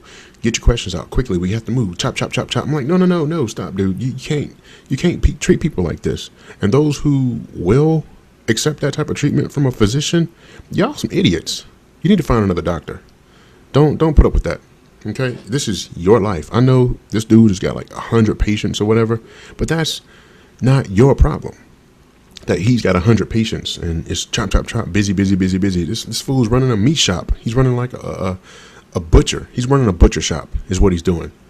And he's trying to get all the money he potentially can. That's how I see it. I could be wrong. He's got just people coming in and coming out, coming in and coming out, coming in and coming out, all these people. And he's doing surgeries. He's doing this. He's doing that, And somebody said, yeah, these new doctors, and he was kind of young. He was maybe late 20s, early 30s. These new doctors are trying to pay off their school. They're trying to pay off this practice. They're trying to do all kinds of stuff. So yeah, they gotta get that money. Well, but not for me. You're not getting it from me. I'm not gonna let you start cutting me and hacking me up, running your damn butcher shop, for your profits, so you can go buy your second Ferrari, your third mansion, buy 10 more feet longer of a yacht, or whatever you're trying to do, send money back to your kids, and I don't know, who cares? You're not doing it to me. And that was my thing. I just wasn't not going to allow that to be my life. And so this new doctor, I met him, and I was very pleased. He also was a very busy doctor. He told me straight up. It took about 30 minutes for him to come and see me. I was in the little room, where they tell you to sit on the table or whatever. I like to sit in the chair. I don't sit on that stupid table sitting on paper. Who does that? Who sits on the paper? I'm not sitting on that. I'm sitting in the chair, and I'm going to grab a magazine and I'm going to read and wait or play on my phone until the doctor shows up. You know how the nurse comes in and check your blood, and nice little conversation real quick, and she was cool. I was like, oh, this is nice. I stood up, looked out the window, and then the doctor finally showed up, and he said, hey, Mr. Macon. He was very nice, very pleasant. He came in, and he wasn't rushing at all, but I could tell he had a lot going on. You can just feel the tension because there was other people there, but his disposition was very cool, calming, soothing. He was just a laid back kind of guy. He was like, hey, okay, and he asked me questions. He actually listened, and he asked questions that pertained to the answers I gave, and I was able to ask him questions, and we talked. We had a conversation. He sat down and had a conversation with me, and he broke out his laptop, and he was like, okay, here, let's look at these discs. He put the discs that I brought, the MRI and the CT, he put those discs into his computer, and we went over those discs, and he scanned through them. He looked at them, and I just felt so at ease. The guy was wonderful, brilliant guy. And I'm not going to give his name either. You guys need to go find your own damn urologist. No, I'm not going to give his name either. I mean, I don't know. Maybe it's a cool thing to do, to give his name, but and I'm not going to do that. But anyway, so yeah, he was real cool, laid back. We looked over the discs, and he showed me everything. He was like, yeah, look at that. He showed me how the blood was going through the mass and everything like that. This was the old CT. I mean, the old MRI. He showed me everything. So I was very, very appreciative of that. And I think we talked for like 40 minutes almost. I mean, this guy, he didn't touch me at all. He didn't like poke and prod or anything like that. The nurse did all that she didn't poke and prod, but she did get my blood pressure and stuff like that. But we just basically had a conversation. That's all we did. And we went over my scans. We went over all my paperwork. I showed him I didn't have it, the report from the nephrologist about the kidney exam or whatever, the lab work from the kidney. So he actually made some phone calls and got in touch with that nephrologist, had it faxed over right then, even in the middle of our conversation. He called the nurse over and said, hey, could you check with this? And it was so cool. And so he got the report back from my kidney from the nephrologist and was like, wow. He was very impressed. He was like, okay, yeah, you're a young guy, man. You're looking good. You're tough. You're in good health and everything. And even he was a bit skeptical about the diagnosis from the other urologist, but he didn't really say that. He's not going to be that kind of guy to put dirt on another doctor either. And I appreciated that. He just said, okay, well, that's fine. We're going to just take a look.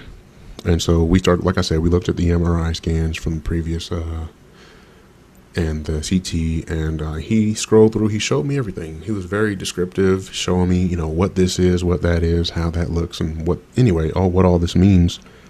And he said that, the way it looks, if it's cancer, then we could do this. We could potentially do an open surgery and do a partial nephrectomy, which was, an option. I'm like, okay, that sounds like a good idea if it's cancer. Because I don't know. And neither does he. We don't know if it's cancer. We don't know. No one's going to sit here and act like they do. But this one doctor, so damn sure of himself, oh, it's definitely cancer. And, ready to start cutting. There's no other option in the world. I mean, come on, dude. You have to think outside the box. I mean, you can't be so sure and then just start cutting.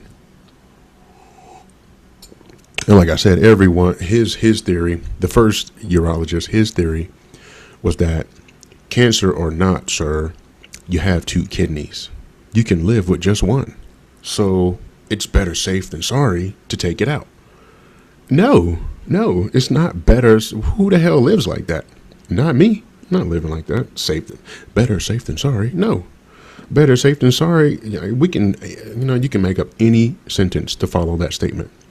Better safe than sorry to what? I mean, I don't know. It's just ridiculous how far you can go with that. I don't even want to say how stupid that could be. Better safe than sorry. I mean, but it applies in good ways to other things. But it didn't apply this time. And I didn't feel like it was a good way to conduct yourself, especially with something as life-threatening as surgery. Yeah, cancer can kill you, but so can surgery, people. So can, and the other question I had was like, okay, if it's cancer in the kidney, and I only have one kidney, once you take that one out, then who's to say the second kidney won't get cancer as well? And now I have no kidneys. So what am I going to do? Just be stuck on dialysis the rest of my life? I'm not living like that. I'm not going to be chained to a machine, I mean, or however that works. I don't know. So, but I'm not living like that. So this new doctor, we sat down, we talked, and what he wanted to do, he said, look, let's go ahead and get some new MRIs, because those MRIs have been like 3 months old. They were 3 months old. I mean, this thing has been ongoing, people. It's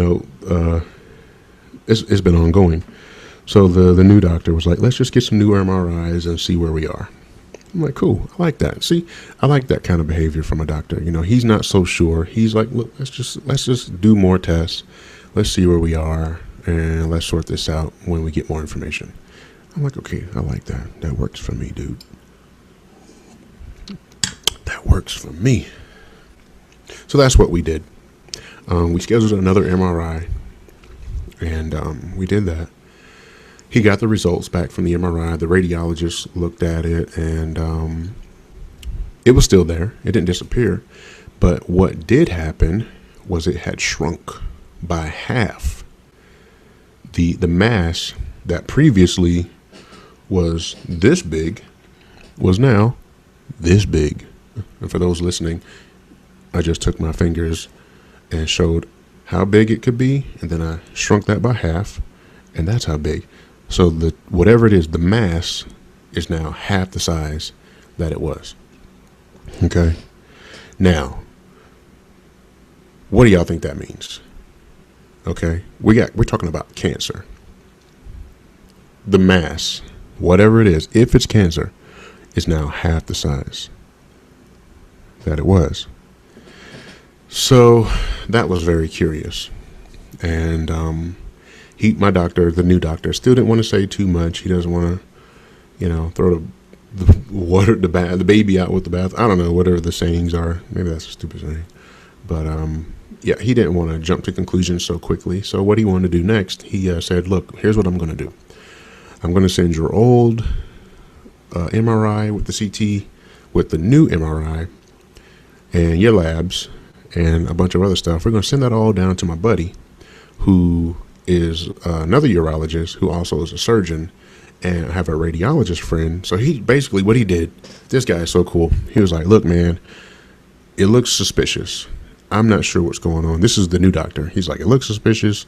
I'm not really sure what's going on.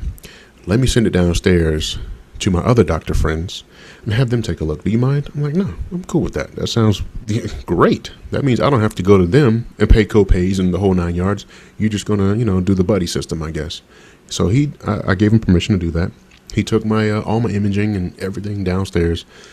And not that day, obviously, doctors are busy. So this was like weeks later. I mean, it took about, I want to say at least 2 or 3 weeks to get this accomplished.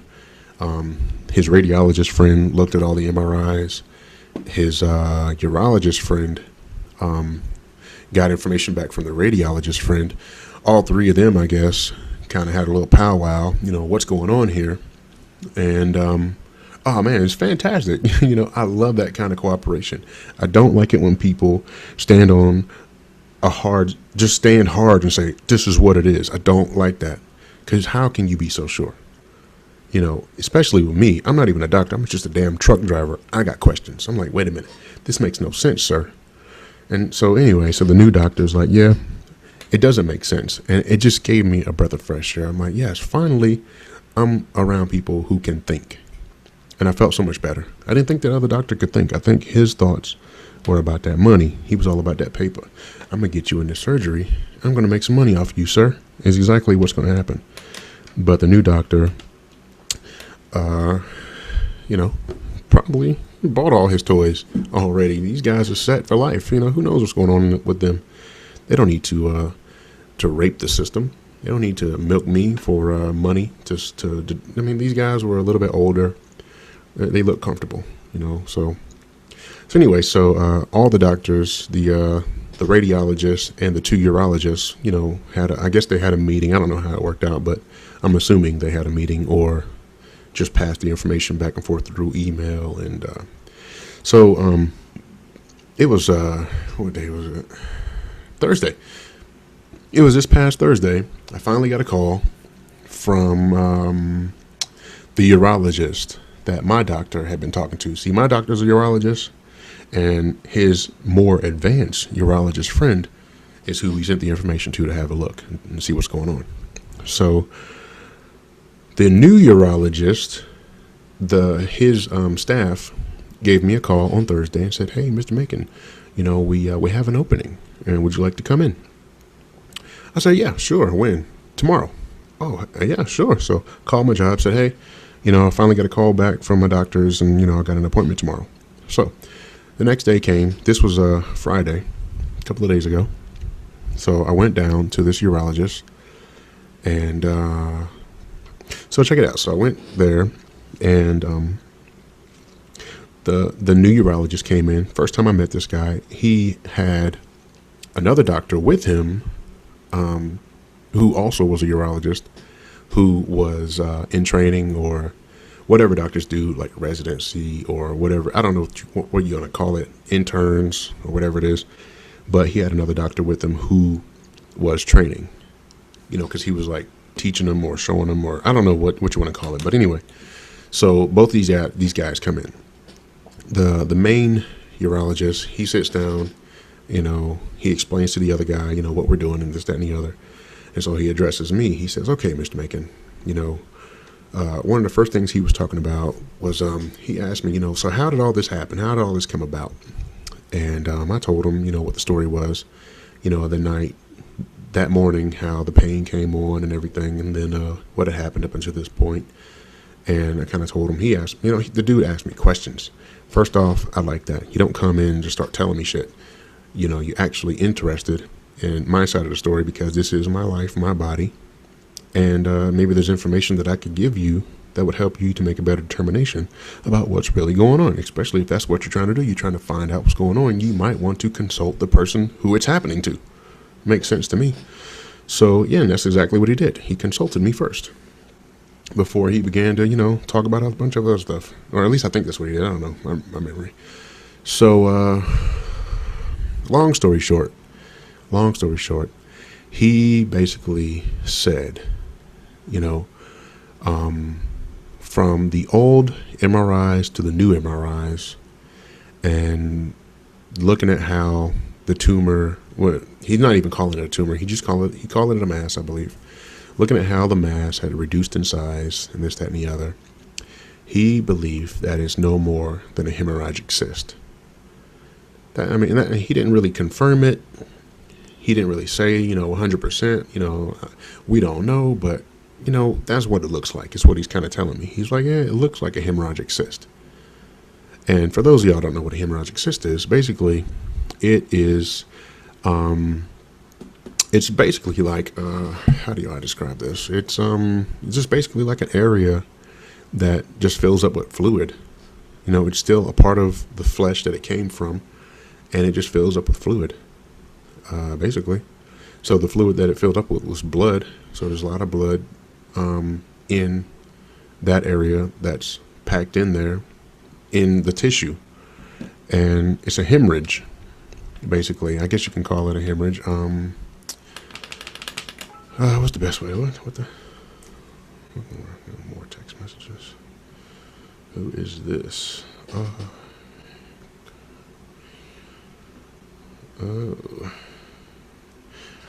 I will have to get back to that later.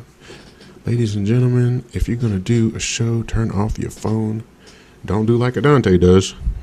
So anyway, I have to get back to that in a minute. So a hemorrhagic cyst it has blood in it, and it can swell, and that's what it probably was. Whatever that was on my kidney, I had a cyst, and it filled up with blood, and it got to the consistency, of thick kidney tissue, I guess, and it became real big, and it hurt very bad. And that's what he's not, like I said, he's not confirming that that's what it is, but that's what it looks like, and that's what it sounds like. And so what he suggested from this point is that so I asked him a lot of questions. Let me tell you. So I asked him some questions, and he was very polite, and he sat and answered my questions as well. So I asked him, what are the chances of it being cancer, and if so, what kind? I think I asked him that. I don't remember. My memory, people. My memory. What did I ask him? I asked him a lot of stuff. I think I did. Okay. So so moving forward, what we're going to do. What we're going to do is, like, because you don't know, maybe it's cancer. We were talking about the biopsy, and he was saying that, the way it looks, that it could be, whatever it is, even if it is cancer, he said the way that it looks, if it's cancer, then the consistency of the mass would not be the type of cancer that would spread if biopsied. Okay. So that's the first thing he said, which was very peculiar to me. Well, it made perfect sense to me, but especially when you add it up and you put it with what the other doctor said, who refused to do a biopsy, who said that, oh, no, we can't do a biopsy. Now we got this doctor saying, oh, yeah, the consistency of it, the way it looks. It's not the type, even if it was cancer, it's not the type of cancer that would have an issue with a biopsy. You can do a biopsy on it. The only issue is that the place that the mass grew was towards the inside of the kidney. So typically, if you have kidney cancer, from what I understand, the mass will grow on the outside of the kidney.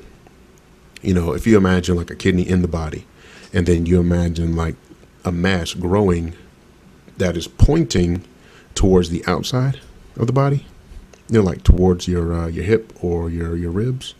That's what, regular cancer, sometimes that's the place where tumors will grow. But this particular mass didn't form there. It formed on the outside of the kidney, but pointing towards the inside. And it also formed on top of a blood vessel.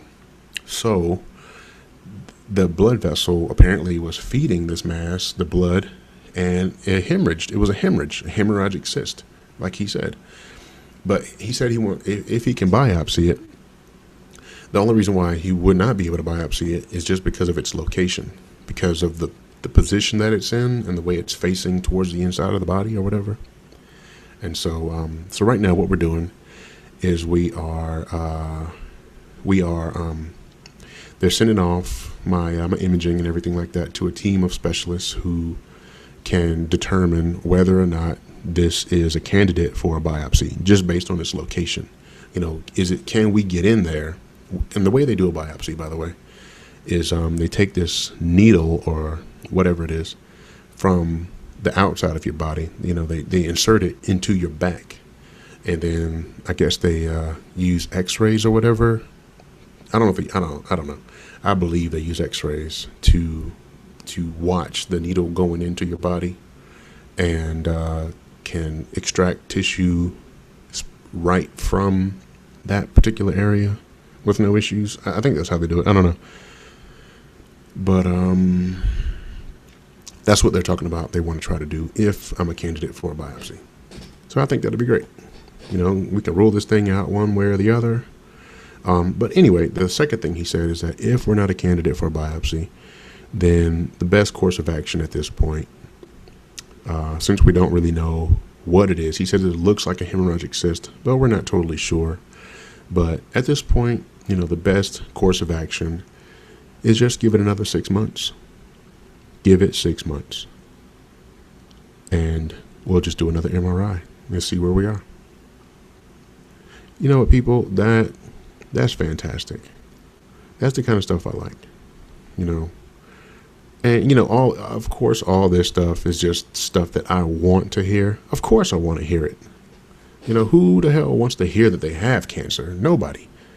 And some will say, well, they're only telling you what you want to hear. I'm like, no, they're not telling me what I want to hear. But the thing is I never believed the first guy anyway. It just did not make sense. It didn't add up.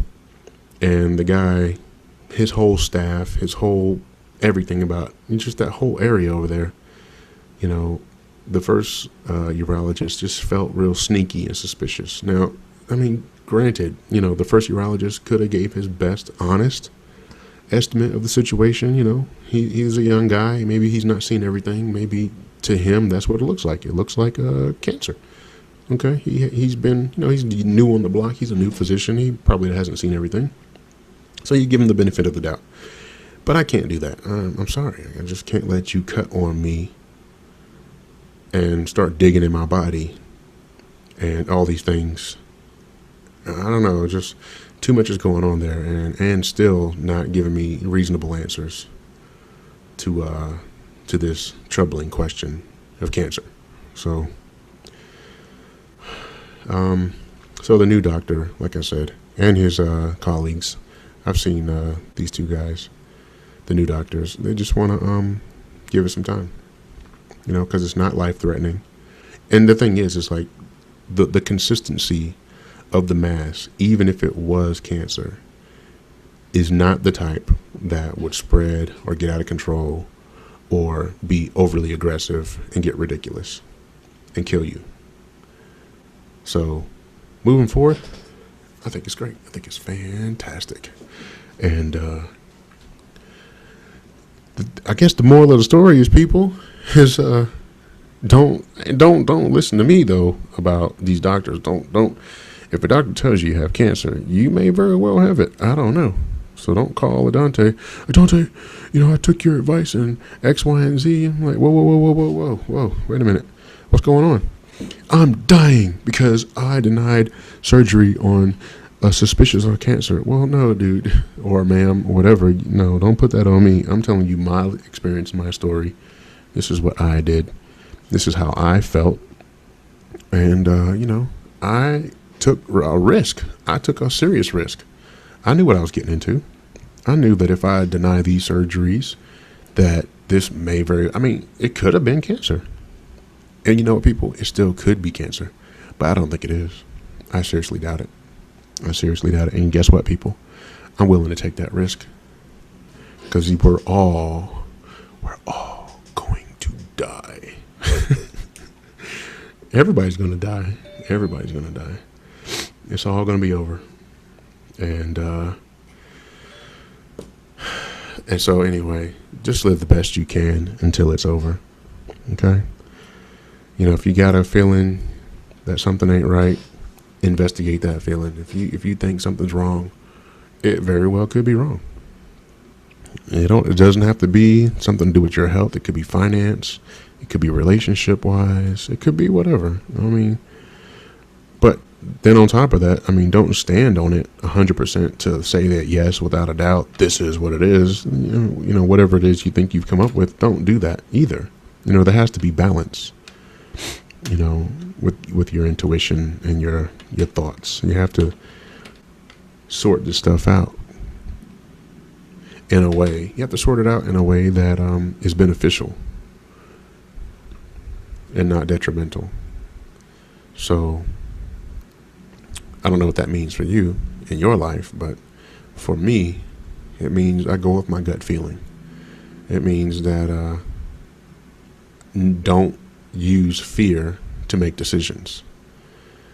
It means that I take my time and evaluate my situation before I make a move.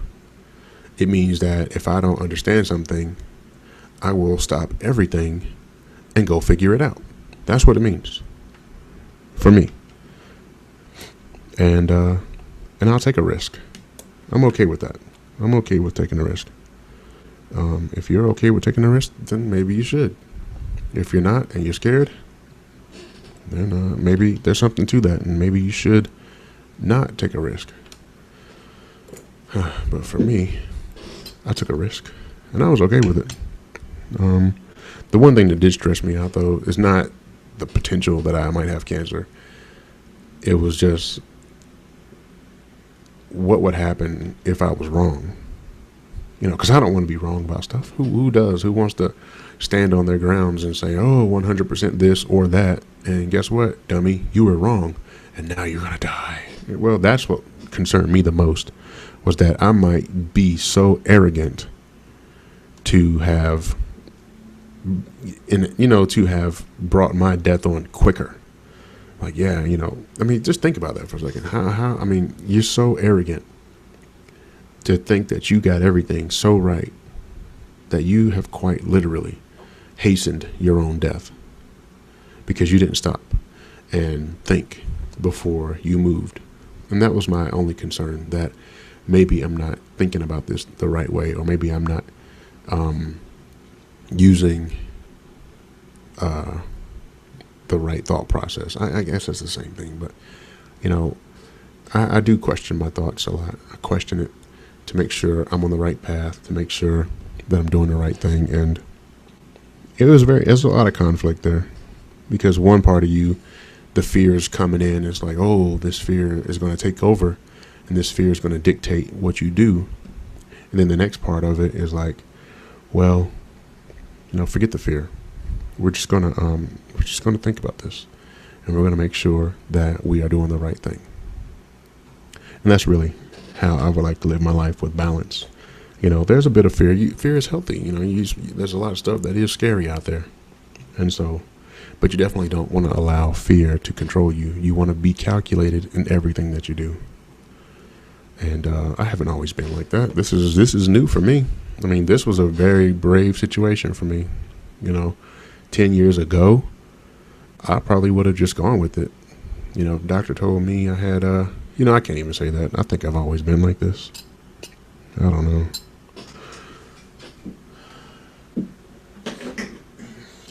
Coffee. So, if anybody's watching this, I see one person watching. Hit me up on Twitter at Adonte Macon. And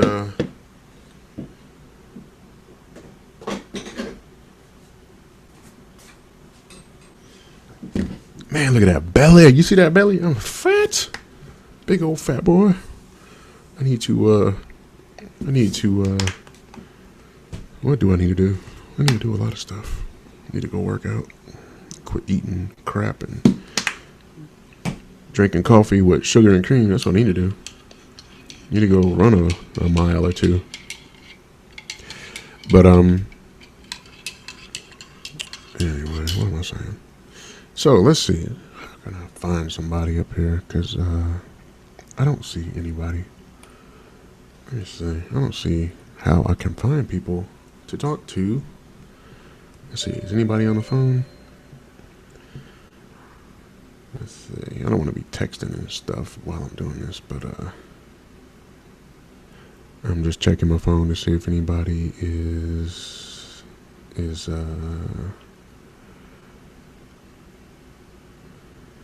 out the life. Oh yeah, you are absolutely right. Okay, so anyway, on my Instagram, I posted the other day.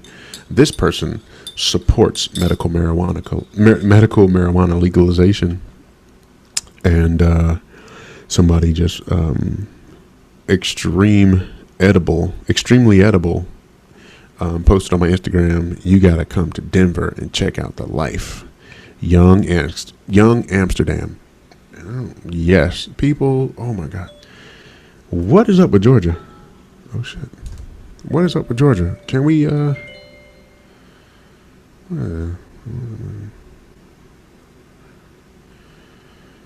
I have to get back with you in a minute on this. I'm sorry, y'all. Okay.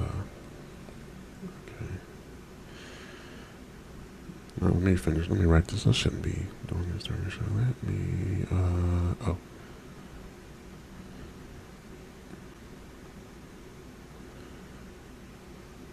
I'm so distracted. There's going to be a rule on the show: no phones, because they're distractions. Make a rule: no phones.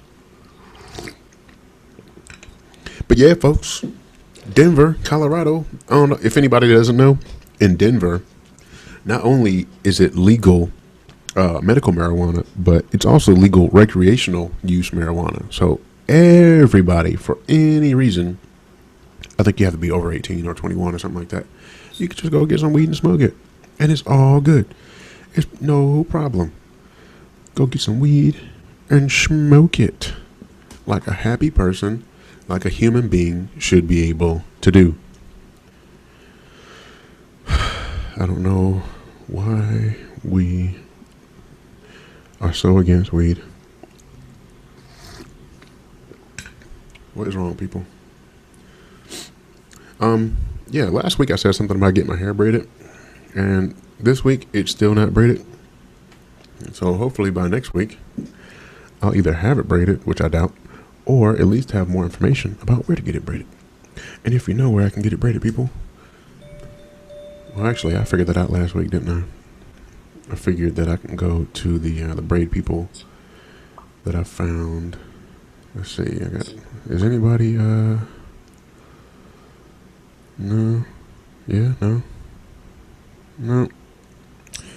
No one is texting me about my show, and no one's talking to me about my show, and all I see is one person in my one viewer, right? One viewer, right there. How long has we been doing this? Let's see. How long have we Been doing this. Let's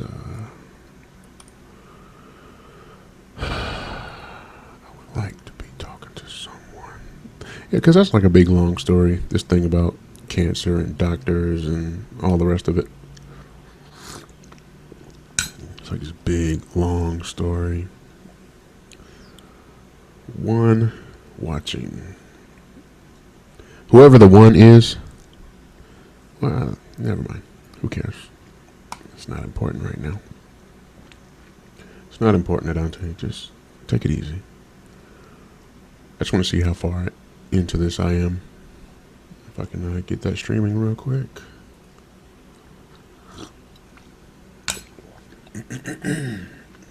Come on, update. Update, come on. I'm waiting for it to update.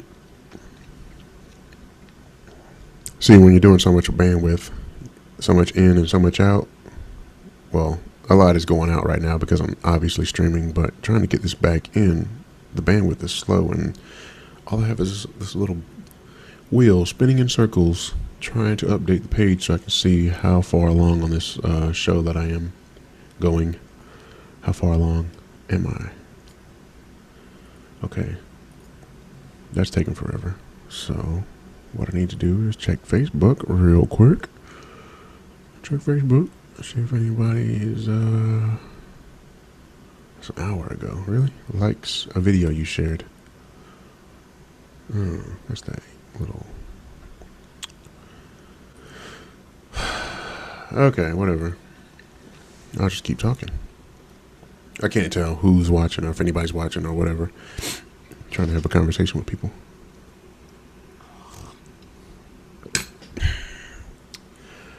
Oh, Ebola. Who cares? I don't know. A part of me is like, who cares? I really am. And that Ebola. I'm not concerned. I really am not concerned.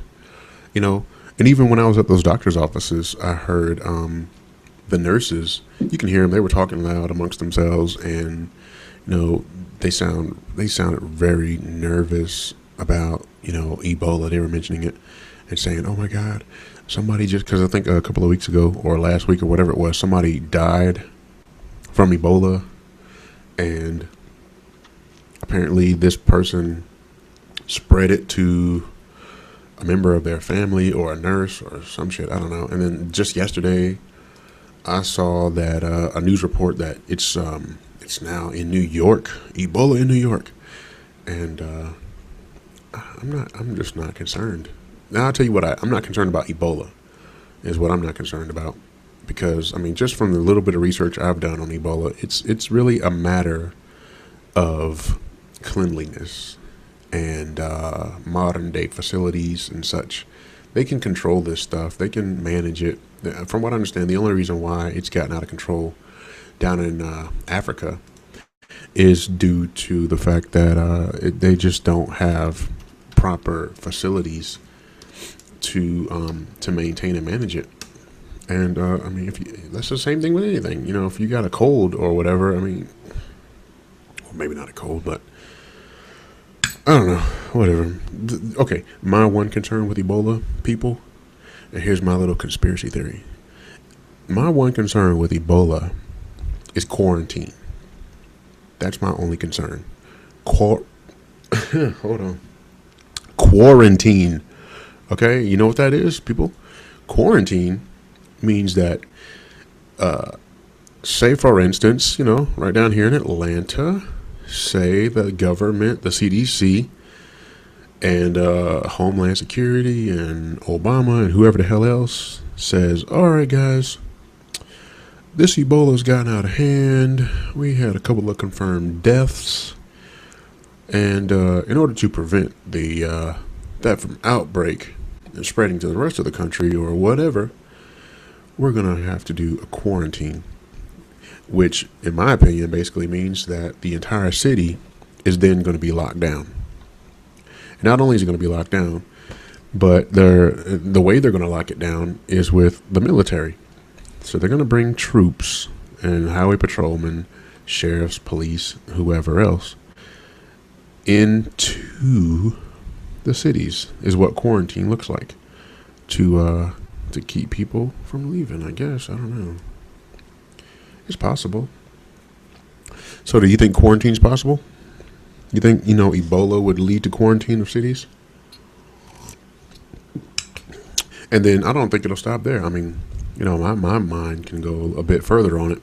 So, so first you start with quarantine and, block off an entire city, go through and see who's sick, see who's not, do the whole deal or whatever they would do. And I don't know. I guess in my mind, I keep imagining and picturing some sort of a German style situation where troops are going into cities and going through doors. I mean, they've already done this, people. The American government has been running full scale operations in residential areas and neighborhoods for the better part of 10 years. They've been doing it in Iraq and Afghanistan. This whole urban warfare thing is already going on, just not here in America. So troops are well trained, well prepared to basically go and ransack an entire city of people, one house after another. And I don't think it's out of what's the word I'm looking for? I don't think it's unreasonable to think that would happen here in America as well. I mean, I don't put nothing past the government. I really don't. I've seen enough and heard about enough that's already happened, and it's still happening even today. What was that one thing I was going to mention? And this is also, no one knows if these things exist, but the internment camps. Okay, the internment camps. And if you don't know what internment camps are, you can just think back to, back in the day when America did a Japanese roundup, back in the 40s. And America went through towns, I guess, and there was all these camps, all over the country. And they rounded up Japanese Americans and put them in camps. It's possible. They did it before. Same thing, over in Germany. The Germans went through and did a Jew roundup. They rounded up the Jews. They did it. It happened. It's possible. So now, here in America, they've been building these internment camps for the better part of 10 years. And the last estimate is that there's at least 3 per state. At least 3, or something like that. Some of them hold 100 people. Some hold up to 1 million people. I don't know. I mean, this could be way off, but just from what I understand, I mean, we can do some little searching on the internet, see what we can find out. Internment camps, 2014. Okay, let's see. Let's go. Oh, and there is one thing that I definitely know without a doubt, is that there's an internment specialist. So a lot of people will say, well, what's that all about, internment camps? Whatever, Adonte, that's crazy nonsense. I say, well, no, it's not crazy nonsense, because it's proven even on the military's website that they have these camps. And how is it proven? Because there's an MOS that one can go and get, and it's called the internment specialist. And you know what? Matter of fact, let's just go ahead and do that, because people like to talk shit. So let's go ahead and do that. Let's read it. GoArmy.com. Let's read it. GoArmy.com is the website that I'm looking at right now. Okay, it says right here, internment resettlement specialist, 31 Echo. Okay, overview. Internment resettlement specialists are primarily responsible for day-to-day operations in a military confinement, correctional facility, or detention internment facility. Okay. It says right here, job duties. It says supervision of containment and detention operations. It says external security to facilities, counseling guidance to individual prisoners within the rehabilitation program.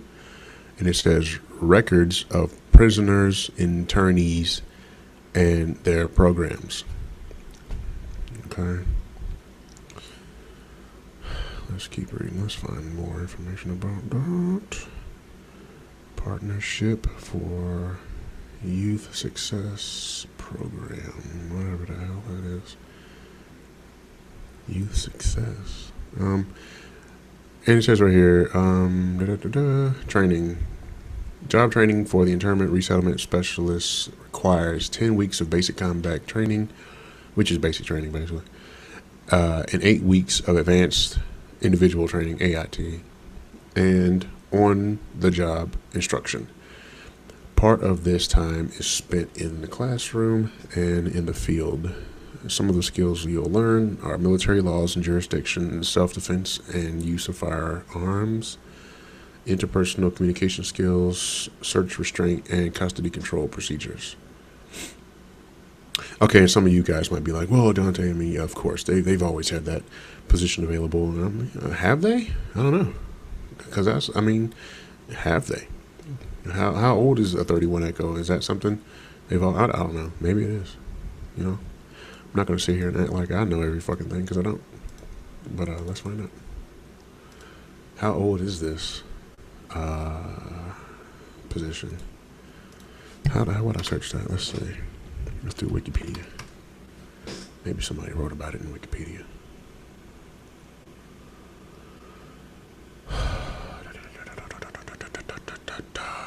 Civilian internees, 31 specialists. I don't know. I don't have the patience for this.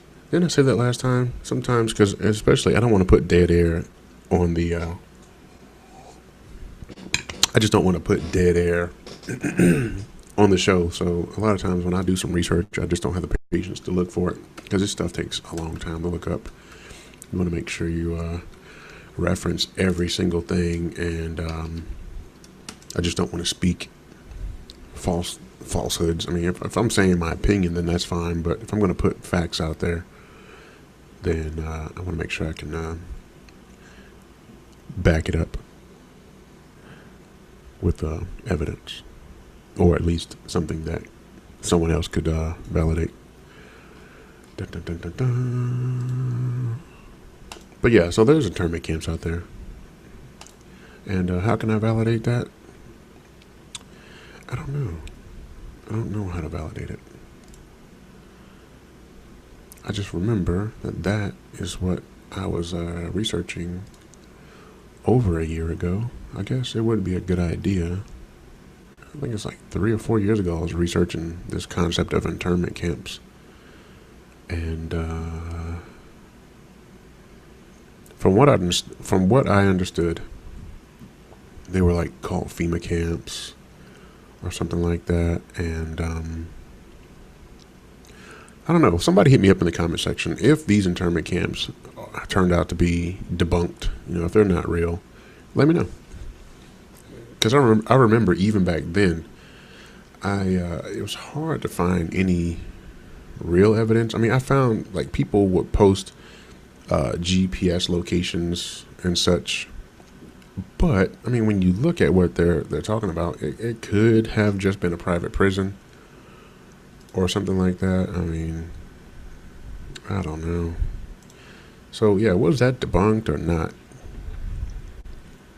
Maybe I should do some research on that before I keep speaking on it. It says National Guard looking for internment resettlement specialist. I think my son is awake. I think Avery's up. Do y'all hear that?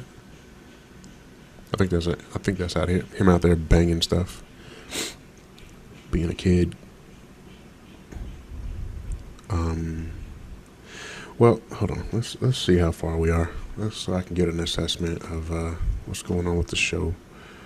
I have successfully accomplished my requirements for the day. I am pleased with what I have done. I sought to have a show, and I had one. And one of these days, I'm going to have someone in here with me, and we can talk about stuff. I think that's really what I would like to do, is have a conversation. I just don't want to talk to myself. That's kind of rude. You know, have an open dialogue and talk about stuff. Man, it gets hot in here when I'm doing these shows. I think it's that light and then the other light over there and then my body heat, and oh my God, it gets ridiculous. You know? Oh, thank you. Good show. Keep going. NTPOI. NTPOI. Let's see. Let's find out who that is. Good show. Thank you so much, NTPOI. I don't recognize that that name, so I'm gonna see if I can find something to validate who this is. Is there anything? Let's see. What's this? A big teddy bear. Big gigantic teddy bear. But thank you so much. I'm trying. I think it's fantastic. I enjoy this. I really do. Yeah, based on this, I can't tell who this is. But thank you so much. Good show. Why won't that come up? Am I still live? I'm not able to pull this up, so I'm not even sure if I'm still live, people. It's just hard to tell because I can't, it won't let me, like, view myself. You know what? Let's use the phone. That should be a better way to do this. Let's see. Because the phone is awesome, and it gets shit done. Okay, there we go. Live. Let's see what we got. Are we live? Okay, the phone's pulling it up. Pulling up on that Spark LTE going on here. Come on. Come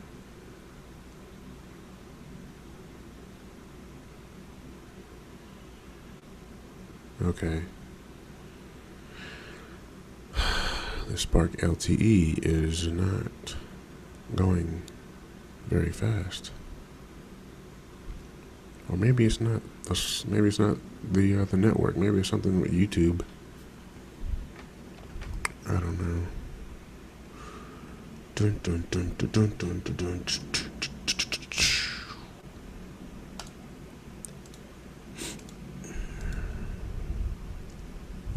Yeah, it's not working, people. If anybody watching this, if you can see me, holla, say something, so I know that this is real. Because I can't pull my live view back up anymore to know that this is still working. I mean, my other screen over here says it's still broadcasting, but I don't know. Is it still broadcasting, or is this not working at all? Because that would suck if this thing is not working. I just want to validate that it is. Validate.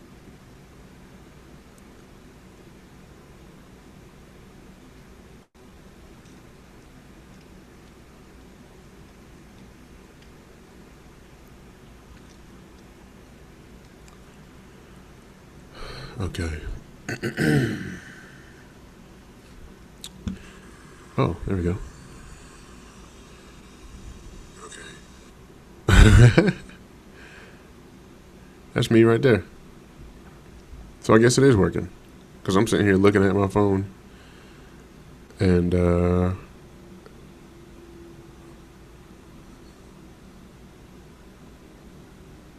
let's see. Put your hand up. Is that working? I think it's working, people. Okay, just the hell with this. I think it's working. That's good enough. Oh, wait a minute. I need to see one more thing. What was that? What does that view look like? The view. Yeah, see, those are mirror images. Why is that? Look at that. Let me see. I'm gonna take a picture. Oh, this thing's probably dead. Hold on. Is it dead? Probably died. Take a picture of this so y'all can see that. For some reason, the live feed that I'm using through Google Hangout on the Google Chrome browser, it's showing to be facing one way, but then the actual live version that I'm looking at right here on my phone is showing to be another way. So let me take this off airplane mode, and then let's take a picture. Take a picture. Okay. Let's set that. Oh no. Set that right there. See, look at that. Uh-oh. Don't start with me. It's crazy for me. Uh-oh. It's going nuts. I shouldn't have cranked it up. Look at that. Click. No, not a flash. Well, anyway, that's good enough. What the hell? Where'd it go?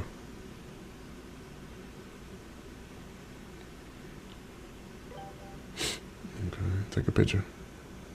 Take the flash out. Okay. See, look at that.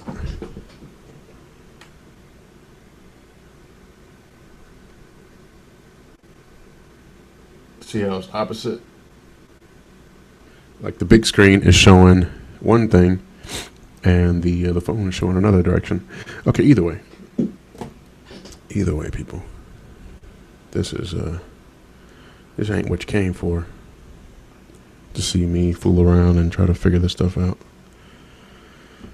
So, really, all I was trying to do is figure out how far along this has gone. I just want a timeline. Can I get some time? Like a counter or something to know how far along we are.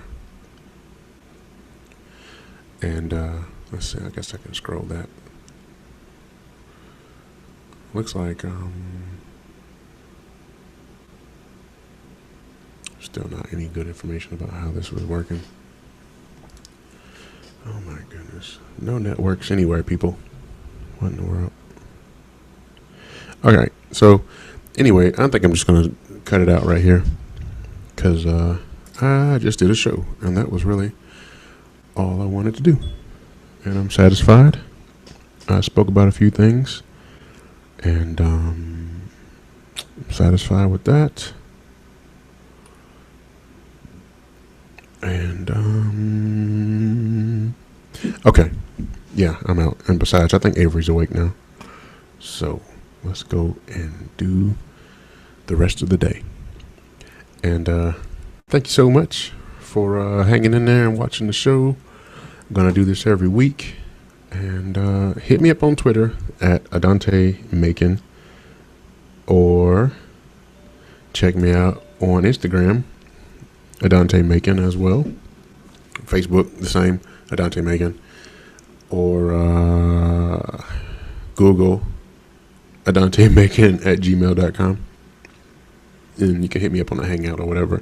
If you like the show, if you don't like the show, or whatever you want to talk about, if you got any questions, topics you want to talk about for the next week. I'm going to try to get some guests in here so we can all hang out and have a good time. Because that's what it's all about, people. Having a good time. So anyway, I'm done. And thanks a lot for coming. Thanks for watching. And I hope I help somebody out, seriously, because, you know, health these days is about all we got. Because once your health is done, guess what? You're done. So we have to be diligent with our health, even when it comes to doctors. Because I don't think they always have our best interest in heart. I don't think they do. I think they have their profits. Some of them have their profits in mind, and that's the only thing they're concerned about. So if you want to be your doctor's next yacht payment, then go for it. But if you want proper health care, then maybe you should ask more questions and make sure that you understand what the doctor's doing as much as they do. I think that's very important. So with that, and I'm out, people, and thanks a lot. Peace. Oh, I need to make some music next time. I got a keyboard and my guitar, and also downloaded an app called LMMS. It's kind of like Fruity Loops, where you can do these beats and stuff like that. But I need to do like some music, an intro, outro kind of thing, and I also need to make like some stuff, like images to identify the show and whatnot. Anyway, some creative stuff. So if anybody out there knows or is good at little jingle type music things or whatever. Oh, let me play. This is one thing I do like. I'm gonna play this. Check this out. Hold on.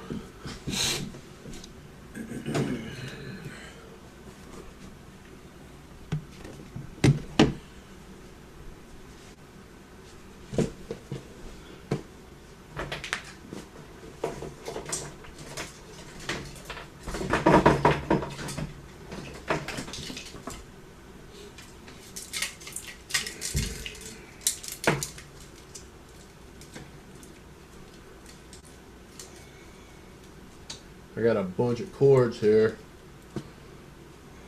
Get these chords.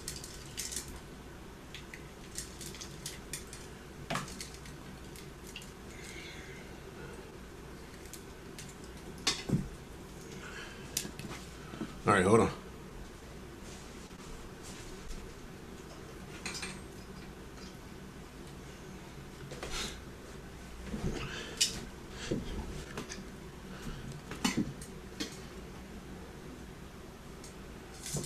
Okay, check this out.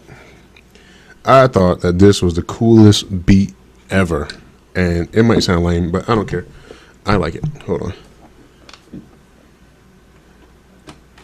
This right here is my little drum machine I got from the Goodwill for like dirt cheap. I don't remember what I paid for this thing.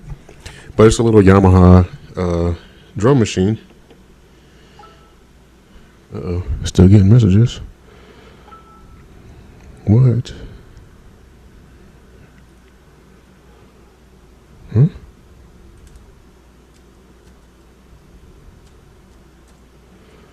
See, folks, you gotta answer messages.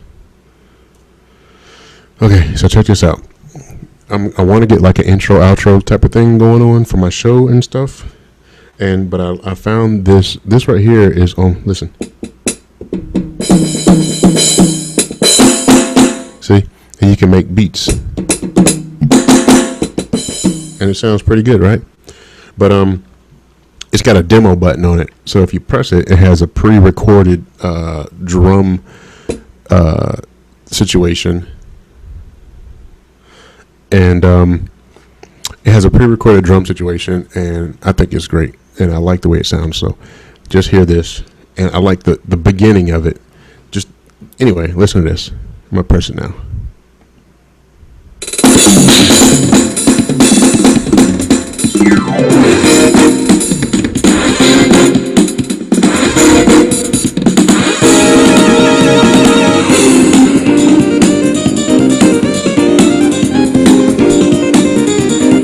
Okay, anyway, that's hot. I just love the way that thing just comes in with just power. We'll do it again.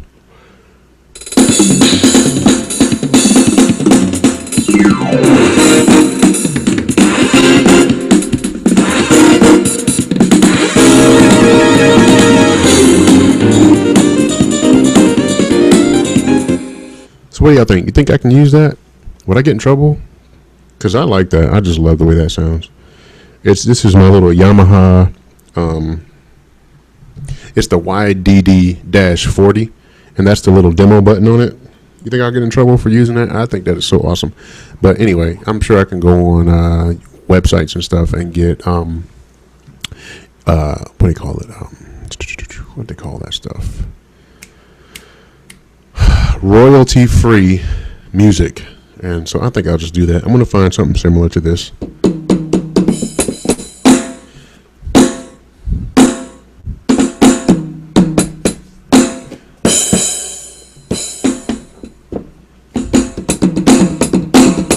Not that what I'm doing, but I just love playing with this thing. I need to get my drumsticks. I don't have any. I don't have any drumsticks, but what